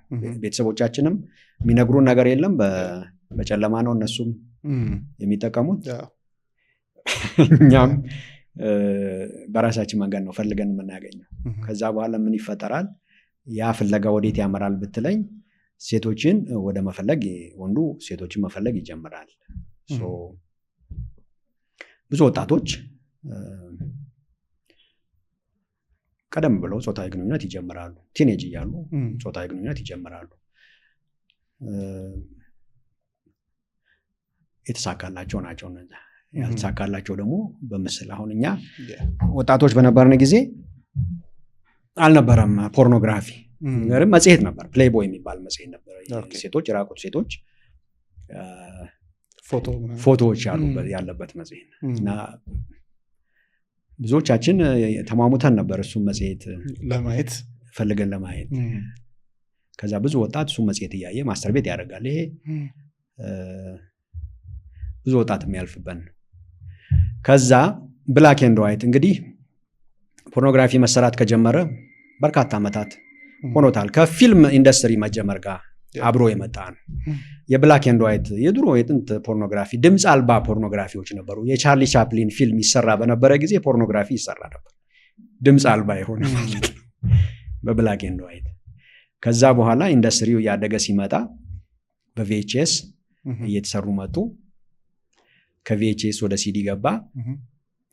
ከሲዲ ኢንተርኔት ደግሞ እየተስፋፋ ሃይ ስፒድ ኢንተርኔት ሲመጣ እንግዲህ ባለፉት 15 በተለይ ባለፉት 10 ዓመታት እያንዳንዱ ሰው ስማርትፎን ደግሞ መጣ። ባለፉት 10 ዓመታት ኢንተርኔት ተስፋፋ፣ ስማርትፎን መጣ። ከፕሌይቦይ መጽሔት ወይም ደግሞ ከቪኤችኤስ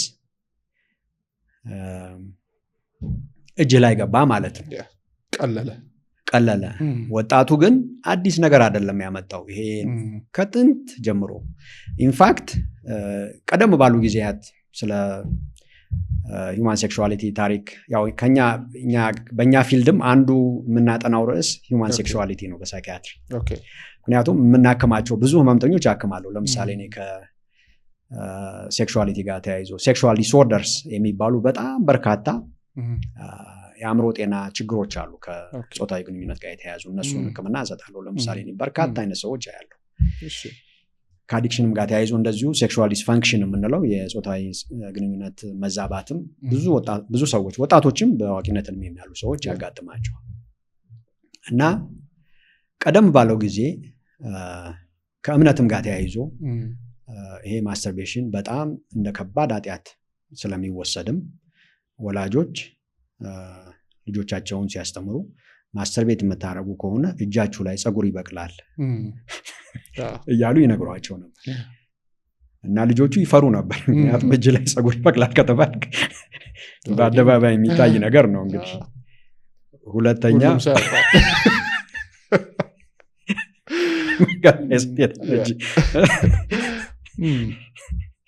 ሁለተኛው በጣም ከባዱ ግን ልጆቻቸው ብልት ላይ ቁልፍ የሚቆልፉበት ዘመን ነበር አንድ ወቅት። እንደዛ እንዳያረጉ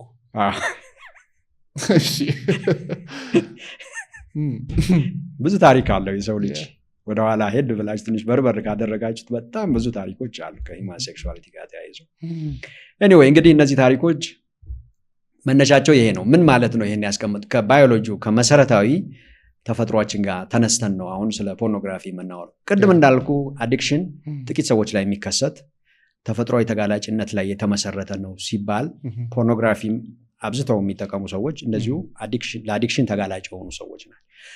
ፖርኖግራፊ በጣም ብዙ ሰው ነው የሚያየው፣ በብዙ ቢሊየን፣ ምናልባትም በብዙ ቢሊየን ሂሳቡን ኢንተርኔት ላይ ገባ ብሎ አንድ ሰው የፖርኖግራፊ ኢንዱስትሪ ምን ያህል ነው ብሎ ቢጠይቅ ምን ያህል እንደሆነ ማየት ይችላል። ለምንድን ነው ይህን ያህል? ኢንተርኔት ሰርች ሲባል አብዛኛው ኢንተርኔት ሰርች ከሴክሹዋሊቲ ጋር የተያያዘ ነው። እንደውም አንድ ወቅት ኢትዮጵያ ከዓለም አንደኛ ሆነች ተብሎ ነበር። ጉግል ላይ ሴክስ የሚለውን በመፈለግ ተብሎ ሁሉ ተወርቷል። ይሄ የሰማነው ነገር ነው። ይሄ በዓለም ላይ ያለ ጉዳይ ነው። ስለዚህ ከተፈጥሯችን ጋር ማያያዝ ነው። በጣም በርካታ ሰዎች ይህን ነገር ስለሚያዩ ሱሰኛ ናቸው ማለት አይቻልም። ፖርኖግራፊ ሰዎችን በጣም ብዙ ነገር ነው የሚያሳጣቸው። የመጀመሪያው ነገር ራሳቸውን ነው የሚያሳጣቸው ስለ ህይወት ያላቸውንና ስለ ራሳቸው ያላቸውን ግምት ነው የሚያሳጣቸው እና ራሳቸውን ያጣሉ ማለት ነው። ራሳቸውን ያጣሉ ማለት ስለ ራሳቸው የሚኖራቸው አንደርስታንዲንግ በጣም ጨለምተኛ ይሆናል። ፖርኖግራፊ አዲክትድ ሆኖ እኔ በጣም የምጠቅም፣ እኔ በጣም ትርጉም ያለኝ ሰው ነኝ፣ እኔ በጣም ልዩነት መፍጠር የምችል በዓላማ የተሰራው ዓላማ ያለኝ እና በጣም ትልቅ ደረጃ መድረስ የምችል ሰው ነኝ የሚል ሰው አላጋጠመኝም።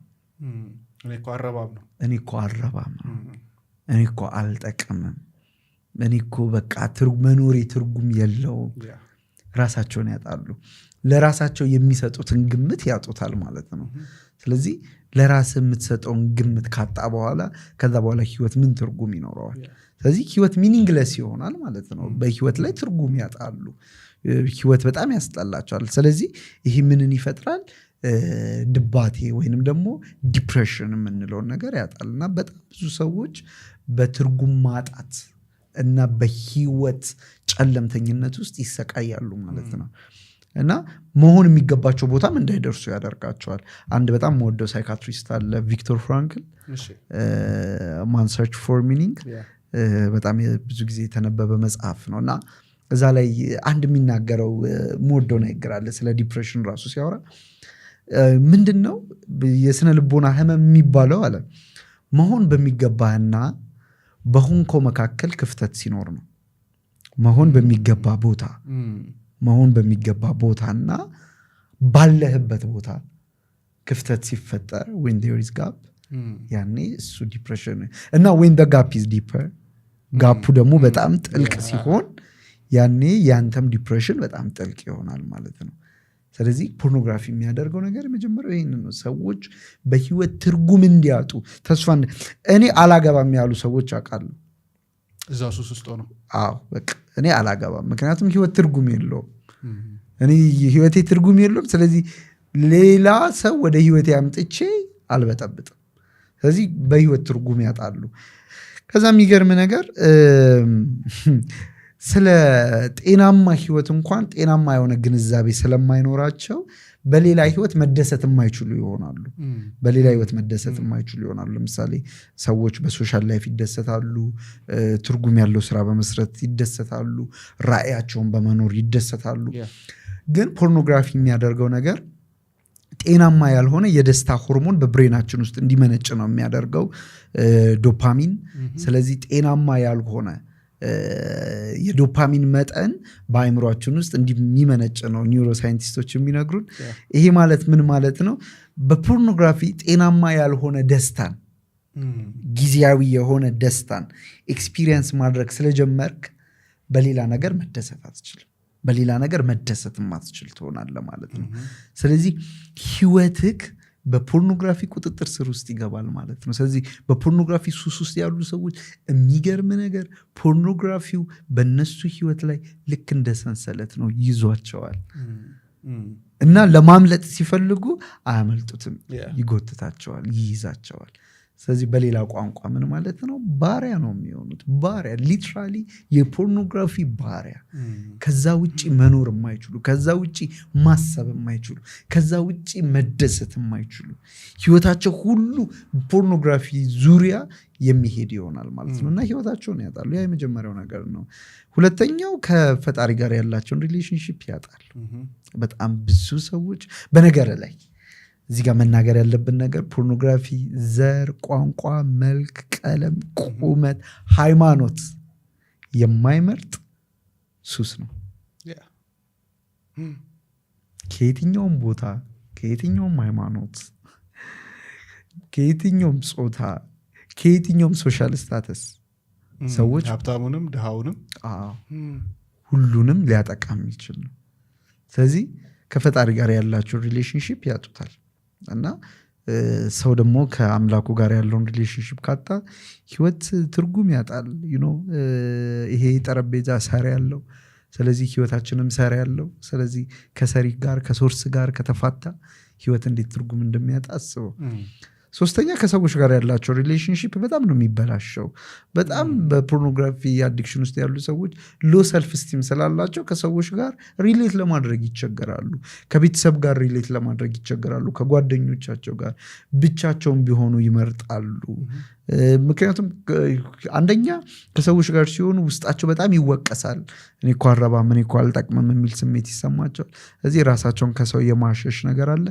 አንዳንድ ጊዜ በፖርኖግራፊ ሱስ ውስጥ ያሉ ሰዎች በጣም ቁጡና ብስጩ ሲሆኑ ትመለከታቸዋለህ። እዛም ያደርሳል። በደንብ ነው የሚያደርሰው። እኔ የቁጡን አላቅም ነበርና ስለዚህ ብስጭት ምናምን ይላሉ። ኤግዛክትሊ። አሁን ይሄ ያናዳል የምትለው ጉዳይ ሊያናዳቸው ይችላል። አሁን ይሄ ያበሳጫል የምትለው ጉዳይ ሊያበሳጫቸው። ሰው ትዝ እያለ ነው የምትስቀው።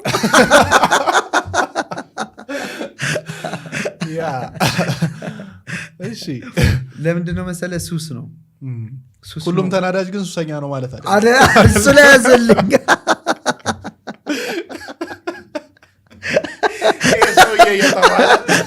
ጓደኛ ምናምን ልክ ሲበሳጭም አንተ ፖርንታ ያለ እንዴ ምናምን እንደዛ አይደለም። ምንድነው? ሱስ ነው። ሱስ ስለሆነ የመጨረሻውን ደስታ ኤክስፒሪየንስ የምታደርገው በዛ ሱስ ስለሆነ በሌላ ነገር ደስታ ታጣለ። ከዛ ደግሞ ምንድነው መሰለ ለመሰለ ከሰው ጋር የሚጋጩትና ብስጩ የሚሆኑት ፖርኖግራፊ ወይንም የትኛውም ሱስ የሚያደርገው ነገር በመጀመሪያ ደረጃ ከራስ ጋር ያጋጫል። ከራስ ጋር ያጋጫል። ከራስ ጋር ያጋጫል ማለት ምን ማለት መሰለ? አትፈልገውም፣ ታደርገዋለህ። ትጠለዋለህ፣ ታደርገዋለህ። ትጸየፈዋለህ፣ ታደርገዋለህ። ልታየው አትፈልግም፣ ታየዋለህ። እሱ ነው አዲክሽን ማለት። ስለዚህ ይሄ ሲሆን ምንድነው የሚሆነው? ከራስ ጋር ትጋጫለህ። ከራስ ጋር የተጋጨ ሰው ከሌላ ሰው ጋር መጋጨቱ አይቀርም። ከሰዎች ጋር ያለ ሰላም ከራስ ጋር ባለ ሰላም ይወሰናል። ከራስ ጋር ያለ መስማማት ከሌሎች ጋር ያለ መስማማት ይወስነዋል። እዚህ በፖርኖግራፊ ሱስ ውስጥ ያሉ ሰዎች ብዙውን ጊዜ ከራሳቸው ጋር የተጋጩ ስለሆኑ ከሌላ ሰው ጋር ሰላማዊ ህይወት ለመምራት ይቸገራሉ ማለት ነው።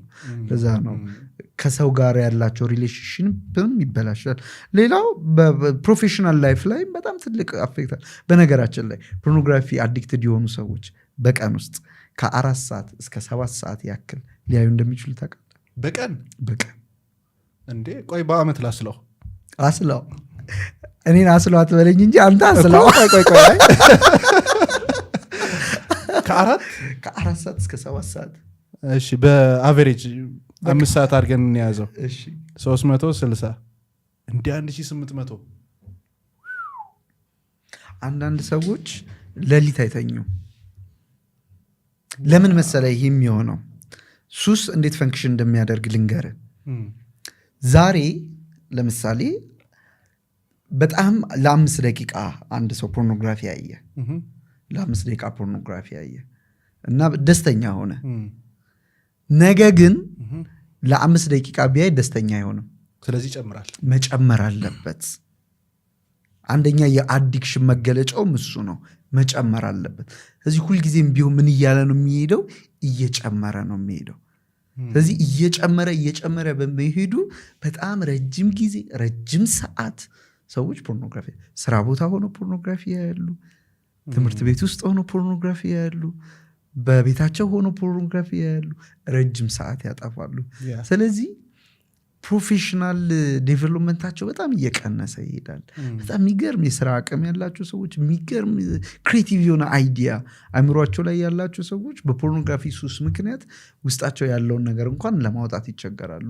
ትምህርት ቤት የሚገርም ነገር እኔ በጣም ብዙ ወጣቶች አውቃለሁ ከትምህርት የወደቁ ከዩኒቨርሲቲ የተጫሩ በጣም ብዙ ሰዎች አሉ። ምናልባት አሁን አንዳንድ ፕላትፎርሞችን ካየናቸው እዛ ላይ የሚለቀቁ ፎቶዎች ሜቢ ኢንስታግራምን ካየን ከሆነ ዓመታት በፊት ከ6-7 ዓመት በፊት ፖርንስታር የነበሩ ሰዎች የሚነሱት አይነት አነሳስ አሁን ኖርማል ሆኖ ነው እዛ ላይ የምንመለከታቸው። ሶሻል ሚዲያው በራሱ ወደ እንደዚህ አይነት ነገር እንዲገቡ ሰዎች የሚያደርገው አስተዋጽኦ ምን ያህል ሊሆን ይችላል? ኦፍኮርስ በጣም ጤናማ ያልሆኑ ልምምዶች፣ ጤናማ ያልሆኑ ማህበራዊ ሚዲያዎች ላይ የምንመለከታቸው እንቅስቃሴዎች እና እነሱ ሁሉ ለፖርኖግራፊ ለመግባት ወይንም ሰዎችን ትሪገር ለማድረግ ምክንያት ይሆናሉ። የወጣ ሰው ራሱ በእንደዚህ አይነት ነገር ኤግዛክትሊ ትሪገር። ለዛ ነው የአንድ ወር ሶሻል ሚዲያ ፍሪ መንት የሚል ፓኬጅ እና ኮሚትመንት ያለ። ሶሻል ሚዲያ ብቻ ነው ከስልክ ከስማርትፎን መራቅ፣ ከዛ በጣም ኢምፖርታንት የሆኑ ነገሮችን ፒሲያቸው ላይ ፐብሊክ ኤሪያ ላይ እንዲጠቀሙ። እንዴት ኢምፓክትፉል እንደሆነ ልነግር አልችልም። ለምንድነው? ብሬን ሪሃቢሊቴት ማድረግ አለበት። ሱሰኛ ሱስ ውስጥ ገብተሃል ማለት ምን ማለት ነው? ወደ ነገሩ በጣም አዘን ብለሃል ማለት ነው። ገባ? አንተ ቅርብ ነህ፣ በቃ አዘን ብሏል። አይምሮክ ኦልሬዲ አዘን ብሏል። በቃ ኦልሬዲ እዛ ነው ያለው። ብዙ ነገር አይፈልግም ወደዛ ለመሄድ። ግን ሪሃቢሊቴት ስታደርግ ምን ማለት ነው? ወይንም ደግሞ አይምሮ ሲያገግም ጤናማ አይምሮ ላይ ስትሆን ምን ማለት ነው? እምቢ የማለት አቅም ይጨምራል። ስለዚህ አሁን ለምሳሌ ሱስ ውስጥ የገባ ሰው ቴምፕቴሽኖችን ወይንም አርጆችን ሪዚስት የማድረግ አቅም የለውም፣ ወይንም ያን አቅሙን ያጣል። ትሪገር ቢደረግ ወዲያው ወደዛ ነገር ነው። ምክንያቱም ኦልሬዲ ብሬን ወደዛ ነገር ስላዘነበለ ማለት ነው። ለአንድ ወር ያክል ግን ከእንደዚህ አይነት ኦፖርቹኒቲዎች ብትርቅ ብሬን እምቢ የማለት አቅሙን ይጨምራል፣ ሬዚስት የማድረግ አቅሙን ይጨምራል። ስለዚህ ቴምፕቴሽኖች ቢኖሩ እንኳን በጣም ስትሮንግ የሆኑ አርጆች ቢኖሩ እንኳን የመቋቋም አቅም ይኖራቸዋል። እና ለአንድ ወር ከማህበራዊ ሚዲያ ከስልክ የመራቅ ሙቭመንት ዘመቻ። ሶሻል ሚዲያ የሚያመጣቸው የራሳቸው ከነዚህ ተጽዕኖች ውስጥ አንዱ ሳይኮሎጂካሊ ባዮሎጂካሊ የሚያመጣው ነገር ምንድን ነው? ረጅም ሰዓት በዛ አንድ ሰው አዲክሽን ደረጃ ወይም ደግሞ ሱስ ደረጃ ውስጥ በሚሆንበት ጊዜ ሱስ ነው ማለት ጥገኛ ሆኗል ማለት ነው። ጥገኛ ሆኗል ማለት ከዛ ነገር ውጪ መስራት አይችልም እንደማለት ነው። ስለዚህ you cannot do anything ያለዛ ነገር ማለት ነው። ስለዚህ ዲፔንደንት ነህ። ለመነሳት ከእንቅልፍ ያስፈልጋል ድራግ ስለሆነ ማለት ነው። ስለዚህ you need ሶሻል ሚዲያ የተወሰነ ስክሮል ማድረግና ዶፓሚን የተወሰነ ለቀቅ ለማለት ሰው እንደተነሳ የምታየው ነገር ከዛ በኋላ በየመሃሉ ስራ እየሰራ ያንን ታያለ፣ ቼክ ታደርጋል። ዋና ብዙ ፕሮጀክት ኖሮብህ አንተ እዚህ ጋር ቁጭ ብለህ የሚሰራ ነገ መግባት ያለበት ነገር እያለ ግን የሆነ ትታሆ ሶሻል ሚዲያ ላይ ፎከስ አድርገህ የሆነ ነገር እያደረግ ቪዲዮ እያየ ስክሮል እያደረግ የምታሳልፍ ከሆነ this is አንደኛው ኢምፓክት ማለት። ስለዚህ የዕለት ተዕለት እንቅስቃሴ ላይ ኢምፓክት ያመጣል። ስለዚህ ፈንክሽናል እንዳትሆን ያደርጋል፣ እንድትሰራ በደንብ በሚጠበቅብህ እንዳትሆን ያደርጋል፣ ውጤታማ እንዳትሆን ያደርጋል። አንደኛው እሱ ነው። ሌላኛው እንግዲህ እነዚህ ነገሮች ከስነ ልቦና አንጻር ስናያቸው እነዚህ ሰዎች በጣም በረጅም ሰዓት ሶሻል ሚዲያ ላይ ጥገኛ ሆኖ የሚጠቀሙበት ጊዜ ያንን በማያገኙበት ሰዓት ላይ የመደበር የመጨናነቅ አንዳንድ ጊዜ ደግሞ ልፍ ሲል ደግሞ ባህሪያቶችም ኢሪቴብል መሆን፣ ብስጭት ማለት፣ የመናደድ እንደዚህ አይነት ነገሮች ነው አሉ። ያቺ ዊዝድሮዋሏ ነች። ከዛ ነገር ላይ ረጅም ጊዜ ቆይተ ልክ ስታልቅ ማለት ነው። ለምሳሌ አንድ መድኃኒት የአንቲፔን ተወክተ ፔኑ ልክ ያቺ ድራጓ መጠኗ ስታልቅ ፔኗ ተመልሳ ትመጣለች አይደል? እንደዛ አይነት ነገር እዚህ ዩኒድ ድጋሚ ኢንጀክት መደረግ ያስፈልጋል። ውሃ ቀጠነ ብለው በቃ የተወሰነ እንደዛ አይነት ነገሮች ይኖራሉ። ሌላኛው እንግዲህ ጠለቅ ያለውን ነገር ስንመለከት ይሄ ብቸኝነት ስሜት ራስን አይሶሌት የማድረግ በተለይ ደግሞ ጥናቶች እንደሚያሳዩት በቀጥታ የሶሻል ሚዲያ አዲክሽን ወይም ደግሞ ፕሮብሌማቲክ ሶሻል ሚዲያ ዩዝ ከዲፕሬሽን ጋር ይገናኛል ከድብርት ጋር በቀጥታ ቁርኝት አላቸው የሚሉ ጥናቶች ናቸው የሚያሳዩት ስለዚህ ሞር ሶሻል ሚዲያ አዲክት የሆኑ ሰዎች ወይም ደግሞ በጣም ፕሮብሌማቲክ የሚጠቀሙ ሰዎች ለዲፕሬሽን የመጋለጥ ቻንሳቸው ወይም እድላቸው በጣም ከፍተኛ ነው የሚል ነው ለዚህ ይሄ አንደኛው ኢፌክት ነው አንግዛይቲ ለስትረስ ብቸኛ ለመሆን እልፍ ሲል ደግሞ አንዳንድ ጊዜ ደግሞ ከነዚህ ነገሮች የመጨረሻው ይሄ ሁሉ ነገር መጥቶ ደግሞ አንዳንዴ ሰልፍ አርም ራስን የመጉዳት ከዛ እልፍ ሲል ደግሞ አንዳንዴም ራስን የማጥፋት ሁኔታ ውስጥ ሊደርሱ ይችላሉ ማለት ነው በእንደዚህ ማለት ቦርድ በመሆን በጣም ዲፕረስድ ከመሆናቸው የተነሳ ማለት ይሄ እንግዲህ ሁሉም ሰዎች ላይ ይከሰታል ማለት አይደለም እንግዲህ እነዚህ ነገሮች በጣም ፕሮብሌማቲክ በሚሆንበት ጊዜ የሚፈጠር የሚያመጣ ኢፌክት ነው ይሄ ሰውየው ላይ እዛ ሰው ላይ የሚያመጣ ኢፌክት ነው ስክሪን ላይ ረጅም ሰዓት ማሳለፍ አብሶ ደግሞ በጨለማ ክፍል ውስጥ ሆኖ ያሳ የሚያመጣው ጉዳት አለ በጣም ዲስ ዴይስ የኛ ጀነሬሽን ኢቭን እናት አባቶቻችን ላይ ራሱ እና ደግሞ ከኛ በታች ያሉ ልጆቻችን ላይ በጣም ትልቅ ኢምፓክት ያመጣ በተለይ ከኮቪድ በኋላ አስተዋልክ ቲክቶክ መጣ ያ ኮቪድ መውጣት የለም ከቤት ከዛ ጊዜ በኋላ ስክሪን ታይማችን ዩዛችን በጣም ጨምሯል በጣም ኢምፓክት አለው እና ስክሪን ላይ መቆየት ኖርማሊ ስክሪን ላይ መቆየት ሀቢታችን ነው ዋናው አይናችን ላይ የሚያመጣው ችግር የስክሪን አጠቃቀም ሀቢታችን ነው እንጂ ስክሪን መጠቀም በራሱ የሆነ ሀቢትህን አስተካክለ ከተጠቀም ጉዳት ላይ ያመጣ ይችላል ግን ሀቢቱ ነው የኛ ሀቢት መጥፎነቱ ለረጅም ሰዓት ነው የምንቆየው አንድ ነገር ይዘን ለረጅም ሰዓት ዊዛውት ብሬክ ለረጅም ሰዓት መቆየት ምን ያመጣል አንደኛ ኖርማል አንድ ሰው ብሊንኪንግ ሬት የምንለው አለ አይን ማርገብገብ ስክሪን ታይም ወይ ፎከስ አድርገን በማትሰራበት ሰዓት እንደው በደቂቃ በአቨሬጅ ከ15 እስከ 20 ጊዜ ብሊንክ እናደርጋለን ኦኬ ኖርማሊ ማለት ነው እሺ ዋይላስ ስክሪን በምንጠቀምበት ሰዓት ግን ይህ ብሊንኪንግ ሬታችን በ50% ይቀንሳል ስለዚህ 15 ከነበረ 7 ምናምን ሊሆን ይችላል ከዛም ሊያንስ ይችላል በጣም ፎከስ አድርገህ ምንድነው ጥቅሙ በምናርገበግብበት ሰዓት አይናችን ይከደናል ይገለጣል አይደል ሶ አይናችን ደግሞ በጣም ሴንሲቲቭ ነው ለኢንቫይሮንመንቱ ለፀሐዩ ለአዋራው ለስክሪን ላይቱ ተጋላጭ ነው በምትሸፍንበት ሰዓት ያቺን እረፍት ያገኛል ቲር ፊልም የምንለው ወይም እንባችን አለ አይደል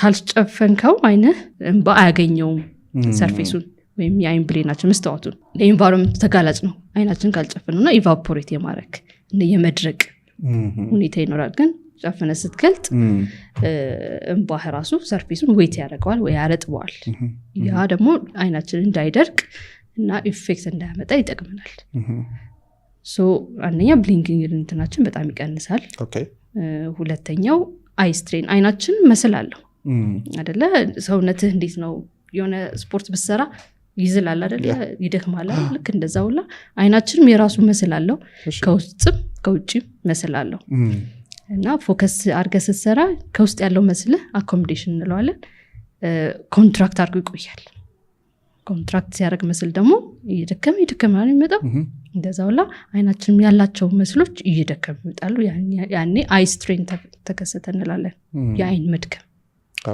አይናችን ያው ስለማይናገር ነው እንጂ በጣም እናደክመዋለን በመስራት እሱ አለ ስለዚህ ይሄ ሌላው ደግሞ አንደኛው ችግር የአይን መድከም ነው አይ ስትሬን የምንለው ነው በመቀጠልም በዚህ ረጅም ጊዜ በመጠቀማችን የአይን መድረቅ ያጋጥመናል ስክሪን ታይም በማብዛታችን ኮንቲኒየስሊ አንድ ሰው ይህን ነገር ከተጠቀመ ወደ ምን ሊያጋጥመው ይችላል በጣም ኢፌክት አለው ብዬ ማስበው ኒር ወርክ ወይም ስክሪን ታይም ረጅም ሰዓት መጠቀምህ አኮሞዴቲቭ እንትንህ በጣም ስለሚጨምር ለማዮፒያ ወይም ለርቀት እይታ ችግር ያጋልጣል በተለይ ደግሞ ልጆች ላይ ይህን ስክሪን ታይም በሚጠቀሙበት ሰዓት ኢንወርክ ወይም ኢንዶር ወርኮች ክሎዝ ወርኮች በሚሰራበት ሰዓት ለዚህ ለማዮፒያ ወይም ለርቀት እይታ ችግር የምንለው ለሱ አጋላጭ ነው ላለበት ሰው ደግሞ ፕሮግረስ እንዲያደርግ ያኛው ማዮፒያ የምንለው ነገር ፕሮግረስ እንዲያደርግ ሌላው ይሄ አይስትሬን የአይን ድርቀት ምልህ በጣም ዲስተርቢንግ ነው። ዲስኮምፈርት አለው። የመቅላት የመቆጥቆጥ የማቃጠል ነገር ይኖራል። ኢቭን አይስትሬኑ በራሱ ራስ ምታት ያመጣል፣ ድካም ያመጣል፣ ፕሮዳክቲቪቲን ይቀንሳል፣ ፎከሲንግን ይቀንሳል። እና እንዳልኩ ደግሞ ሜላቶኒን ፕሮዳክሽን በጣም ስለሚቀንስ ዲዩ ቱ ዘ ብሉ ላይት የእንቅልፍ ዲስተርብ ያደርጋል። እሱ ደግሞ ያለውን ኢፌክት የምናውቀው ነውና ፓወርፉል የሆኑ ላይቶች በተለይ ከጨለማ ስትወጣ ድንገት ላይት በጣም ትልቅ ዲስትራክሽንም አለው አንደኛ። ሁለተኛንም ያንን ነገር ላይት ስታይ ፎር ሞመንትም ቢሆን የሆነ ብለሪ ቪዥን ሊፈጥርብህ ይችላል። ፎር ሞመንትም ቢሆን አንደኛ እሱም ለአደጋም ሊያጋልጥ ሁላ ይችላል። አንድ እሱም አለ። ሌላው ደግሞ ያው ከስክሪን የሚመጡ ብሉ ላይቶች አሉ። ብሉ ላይት ወይ ዌቭሌንግዝ ያላቸው ላይቶች አሉ። ከነዛ የሚመጡት ሪፍሌክሽን ወይ ላይት አይናችን ላይ ምን ያህል ጉዳት ያመጣሉ የሚለው በጣም ብዙ ጥናቶች ተደርገውበታል። ኢቭን በአኒማል ላይ ጥናትም በሰውም ላይም የተደረጉ ጥናቶች አሉ። እንግዲህ አንደኛው ዋነኛው ተብሎ አፌክት ያደርጋል ተብሎ የሚታሰበው ስሊፕ ዲስተርባንስ ያመጣል ተብሎ ይታሰባል። ምንድነው ይህ ብሉ ላይት? ረቲና የምንለው የአይናችን ክፍል ላይ ወይም ብርሃን መቀበያ የምንለው የአይን ክፍል ላይ በሚያርፍበት ሰዓት በተለይ ኮንቲኒስ የሆነ እንደዚህ ኤክስፖዠር ሲኖርክ የስሊፕ ሆርሞን የምንለው አለ፣ ሜላቶኒን የምንለው አለ። ማታ እየመሸ ሲመጣ ኖርማሊ ሜላቶኒን ያቺ ስሊፕ ሆርሞን መለቀቅ አለበትና ብሬናችን የመተኛ ጊዜ መሆኑን አንደርስታንድ ማድረግ አለበት። ይህ ብሉ ላይት ደግሞ በጣም ኤክስፖዝድ የሚሆን ሰው ያችኛዋን ሆርሞን እንዳይለቀቅ የማድረግ ነገርና ስሊፕ ዲስተርባንስ ሊያመጣ ይችላል። ሳንተኛ ስንቀር ግንበኛው መለሰን የጀመረውን ታስጥለዋለህ። ስለዚህ ያቦካውን ሲሚንቶ ሁሉ ጥሎት ነው የሚሄደው። እኔ ደስ ነው የሚታየኝ አይገርምም? ስለዚህ ነገ የበለጠ ስራ ነው የሚሆንበት። ሲሚንቶ ደርቆ ነው የሚመጣው። እና እንቅልፍ ለሰው ልጅ መታደሻ ነው፣ መሰሪያ ነው። እና በተለይ ለወጣቶች እንቅልፍን እንደ ትርፍ ነገር አናድርገው። ስትሬስን መቋቋም የሚያስችለን ሰውነታችን ራሱን በደንብ ሪፔር ማድረስ ሲችል ነውና እንቅልፍ በቃ ከ6 ሰዓት እስከ 8 ሰዓት በተቻለ መጠን ከ4 ሰዓት ከምሽቱ እስከ 6 ሰዓት ያለችዋ ሰዓት በጣም ዲፕ የሆነ እንቅልፍ ቢወስደን የተሻለ ሰውነታችን ሪፔር ያደርጋል፣ የተሻለ ስትረስ መቋቋም ይችላልና እነዚህን ነገሮች እላለሁ ለቀኑ። የሚገርም ነው። ብዙ ጊዜ ለሊት 6 ሰዓት ነው እንቅልፍ የሚወስደኝ እና ተጎድቻለሁ። አሁን ሳስበው ቀይራትና በ11 ሰዓት መነሳት ብትችል አቤት። የምነሳው 11 ሰዓት ነው አሁን፣ ግን ለሊት ነው። ያንሳል በጣም። እስቲ ሞክር ትንሽ ከ4 ሰዓት እስከ 6 ሰዓት የማታዋ በጣም ፓወርፉል የሆነ እንትን ነው። ይሄ ሰርኬዲያን ሪዝም የሚባለው ነገር ሰውነታችን ኢንተርናል ክሎኩ በጣም ወሳኝ ነው። በጣም ወሳኝ ነው እና እንደሱ ጋር ምናልባት አንድ ሰው ስትረስ ውስጥና ውጥረት ውስጥ እንደሆነ በምን ሊያውቅ ይችላል? የመጀመሪያው ፎከስ ማጣት ነው፣ መበታተን ነው። በቃ ነግቶ ሲመሽ ምን ሆኜ የት ጋር ነበርኩ ምን ሰራሁ ብሎ በራሱ በስራውን ባለመደሰት፣ ውጤታማ ባለመሆን፣ እንቅልፍ በማጣት፣ ምናልባት አፕታይት ወይንም የምግብ አመጋገብ ስርዓት በመረበሽ። በነገራችን ላይ አለመብላት ብቻ ሳይሆን በጣም ብዙ መብላትም ከስትረስ ጋር ይገናኛል። መጀመሪያ ሰውነታችንን ማዳመጥና ኢንዲቪጁዋሊ ማወቅ የራሳችንን ሰውነት። ሁለተኛ ከውጥረት በጣም ከስትረስ ያላቅቀናል ብዬ ከምለው ነገር ማይንድፉል መሆን ያ ከልብ መሆን። አሁን ለምሳሌ ብዙ ነገር ስናረግ ከልባችን ሳንሆን እናደርጋለን። መኪና ስነዳ ልበልህ ምናልባት ከአንድ ቦታ ተነስቼ አንድ ቦታ ስደርስ እንዴት እንደደረስኩ ሳላቅ አይገርምም? ሰው አስተናግደን ሰው አናግረን ምን እንዳናናገር ነው እንኳን ሳናቅ። በጣም አንዳንድ ጥናቶች ሰው በስትረስ ምክንያት ማይንድፉል ባለመሆኑ 48% ማንነቱን ወይንም ፖቴንሻሉን ያጣል የሚል ጥናት አለ። እሱ ነገር እንዴት ያስፈራኛል መሰለህ? እንዴት ነው ግን ኢማጂን እኔን እኮ ግማሹን ማጣት ማለት ነው ለቀረኝ ህይወት። አልፈልግም በፍጹም። አይደል?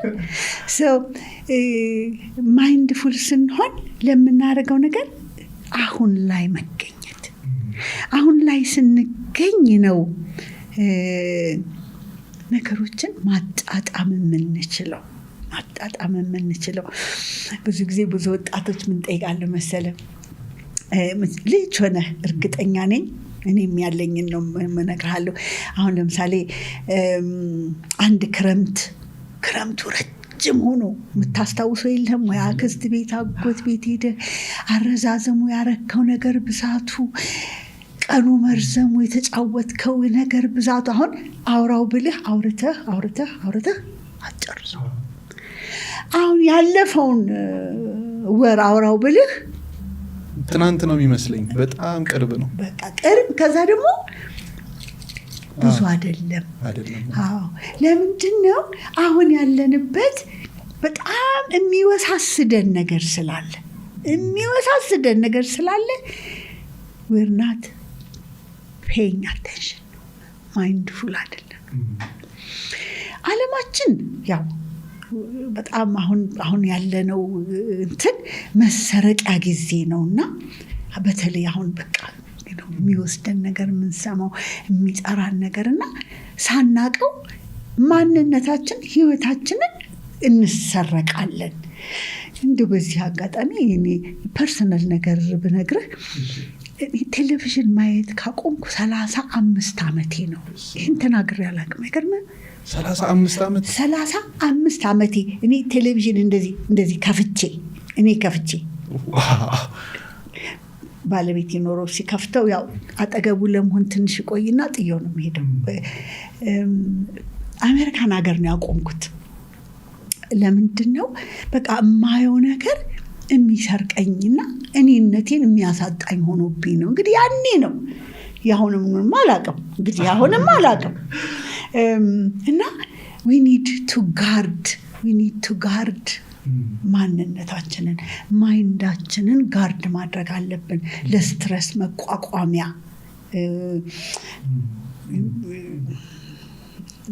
ይቅርታ እየጠየቅኩኝ እንደዚህ ቲያትር ሙቪ የሚሰሩትን ሰዎች በጣም ሰሌክቲቭ ሆኜ ዶኪመንታሪ ላይ ይችላለሁ።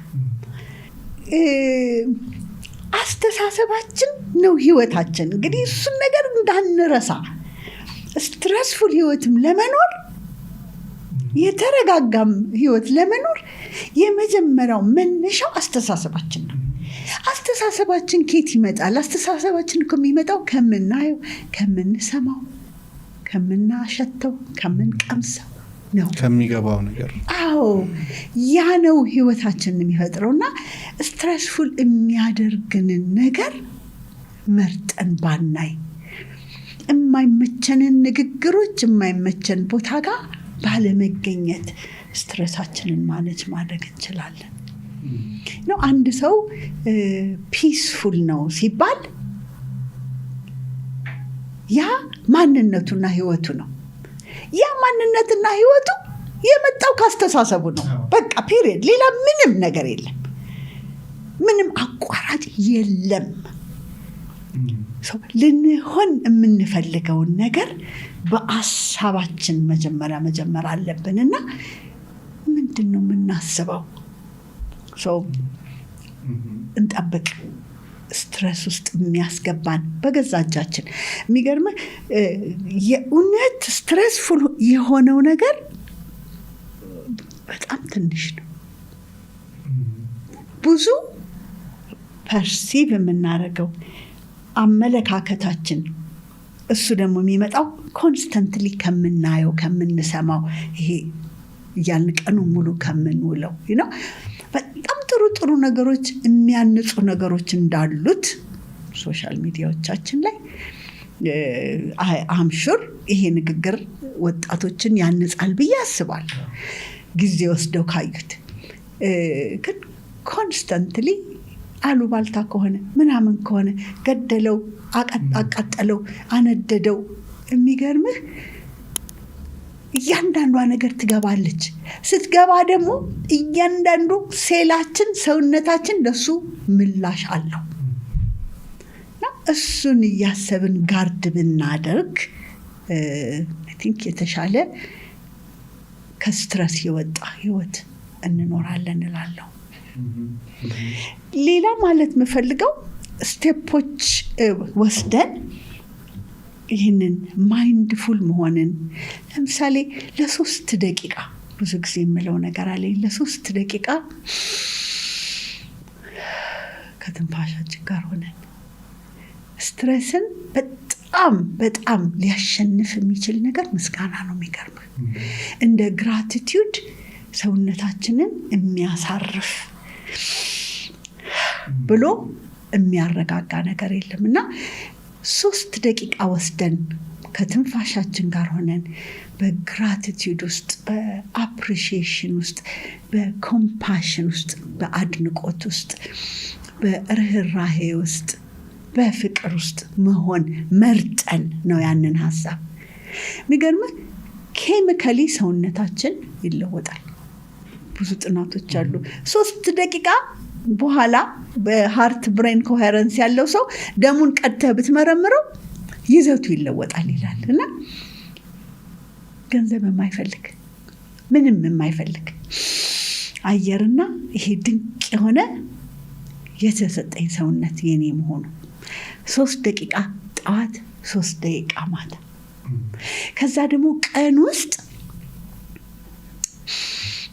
ቼክ ማድረግ ራሳችንን ብዙ ጊዜ ምን እላለሁ መሰለህ የት ነው የምትኖረው እላለሁ የት ነው የምትኖረው አንተ አዲስ አበባ አይደል አዎ እኔም እንደሱ ነበር የምለው ብዙ የት ነው የምትኖሪው ሲሉ ምድር ላይ ነው አይደለም ወደዛ ወደ ሲኤምሲ ወደ ቀበና ወደ ምናምን አይደለም ቱሉ ዲምቱ ምናምን አይደለም አንተ የምትኖረው የት ነው የምኖረው አረ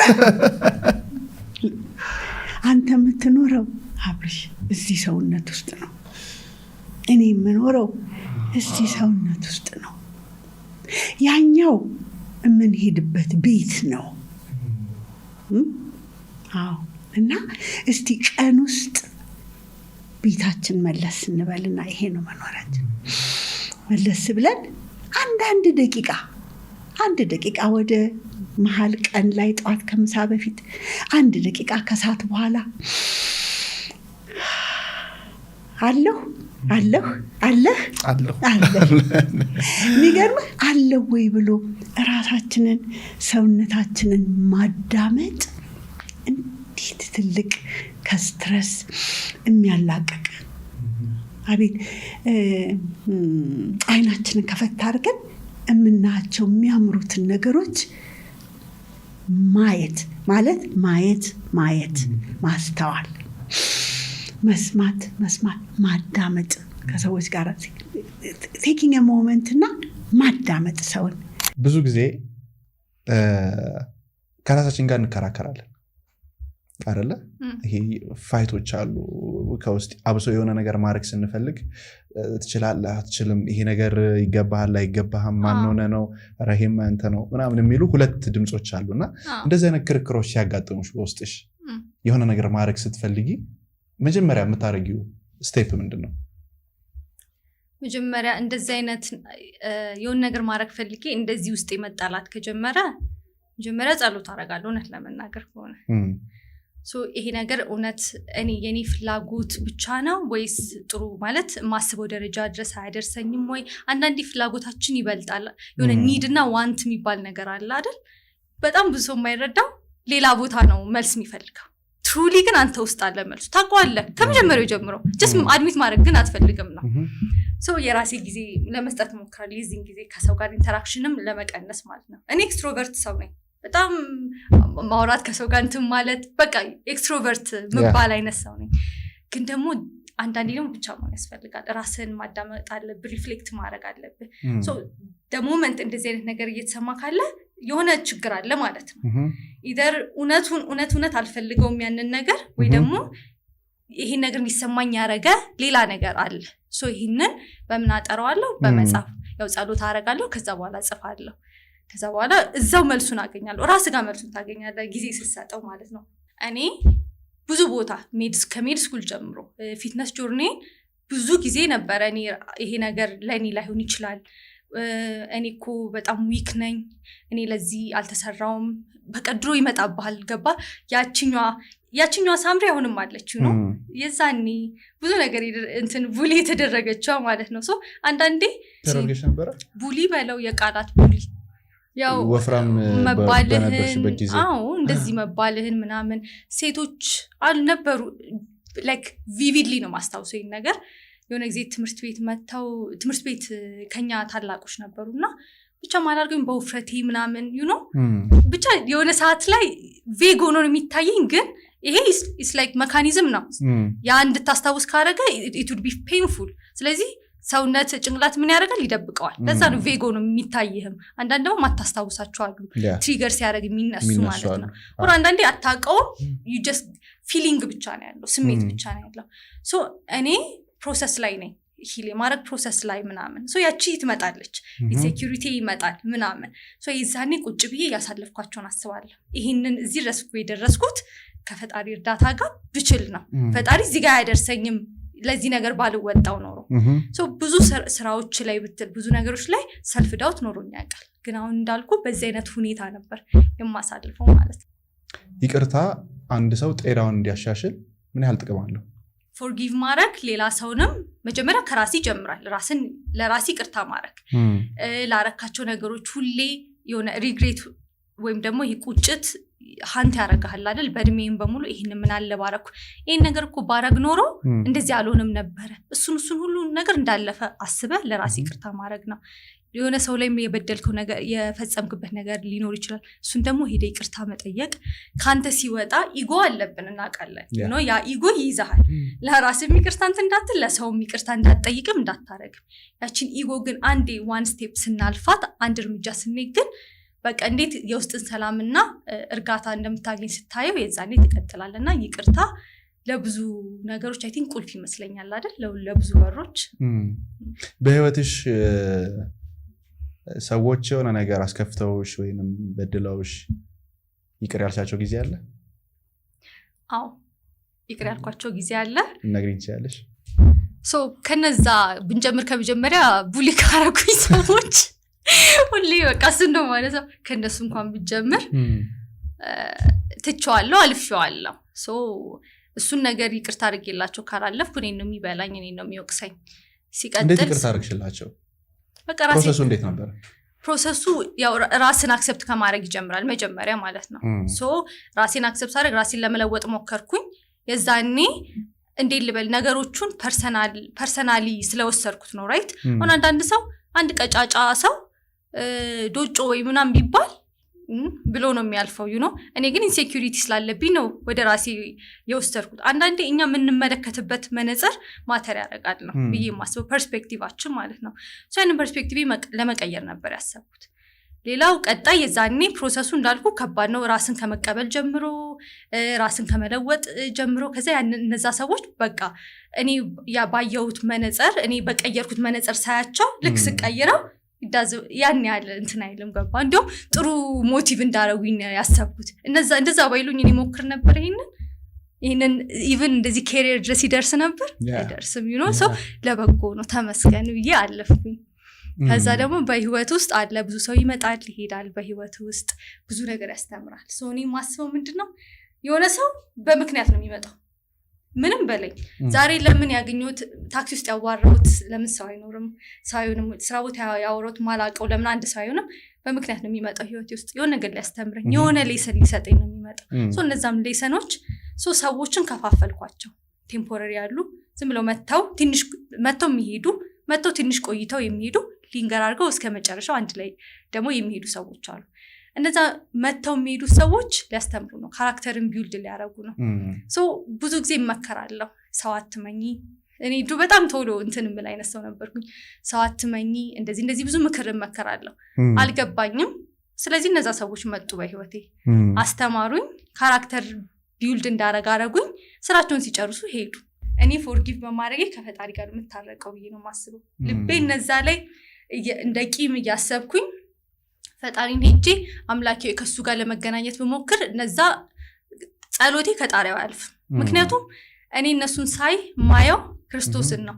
ክርስቶስ ለእነሱም ተሰቅሏል እኮ። እኔ አሁን በደሉኝ፣ እኔ በቃ እንደዚህ ያደረጉኝ የምላቸውን ሰዎች ፈጣሪ ደግሞ ለእነሱ ደግሞ ተሰቅሎላቸዋል።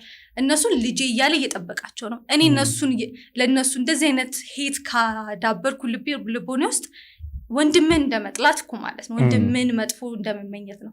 ከፈጣሪ ጋር አንደኛ እንድታረቅ አንደኛ ስቴፕ ያደረኩት ፎርጊቭ ነው። ይቅርታ ማድረግ፣ ለራሴ ይቅርታ ማድረግ፣ ለነሱ ይቅርታ አድርጌ እንትን ማለት ሙቮን ማድረግ ነውና እንደዛ ነበር።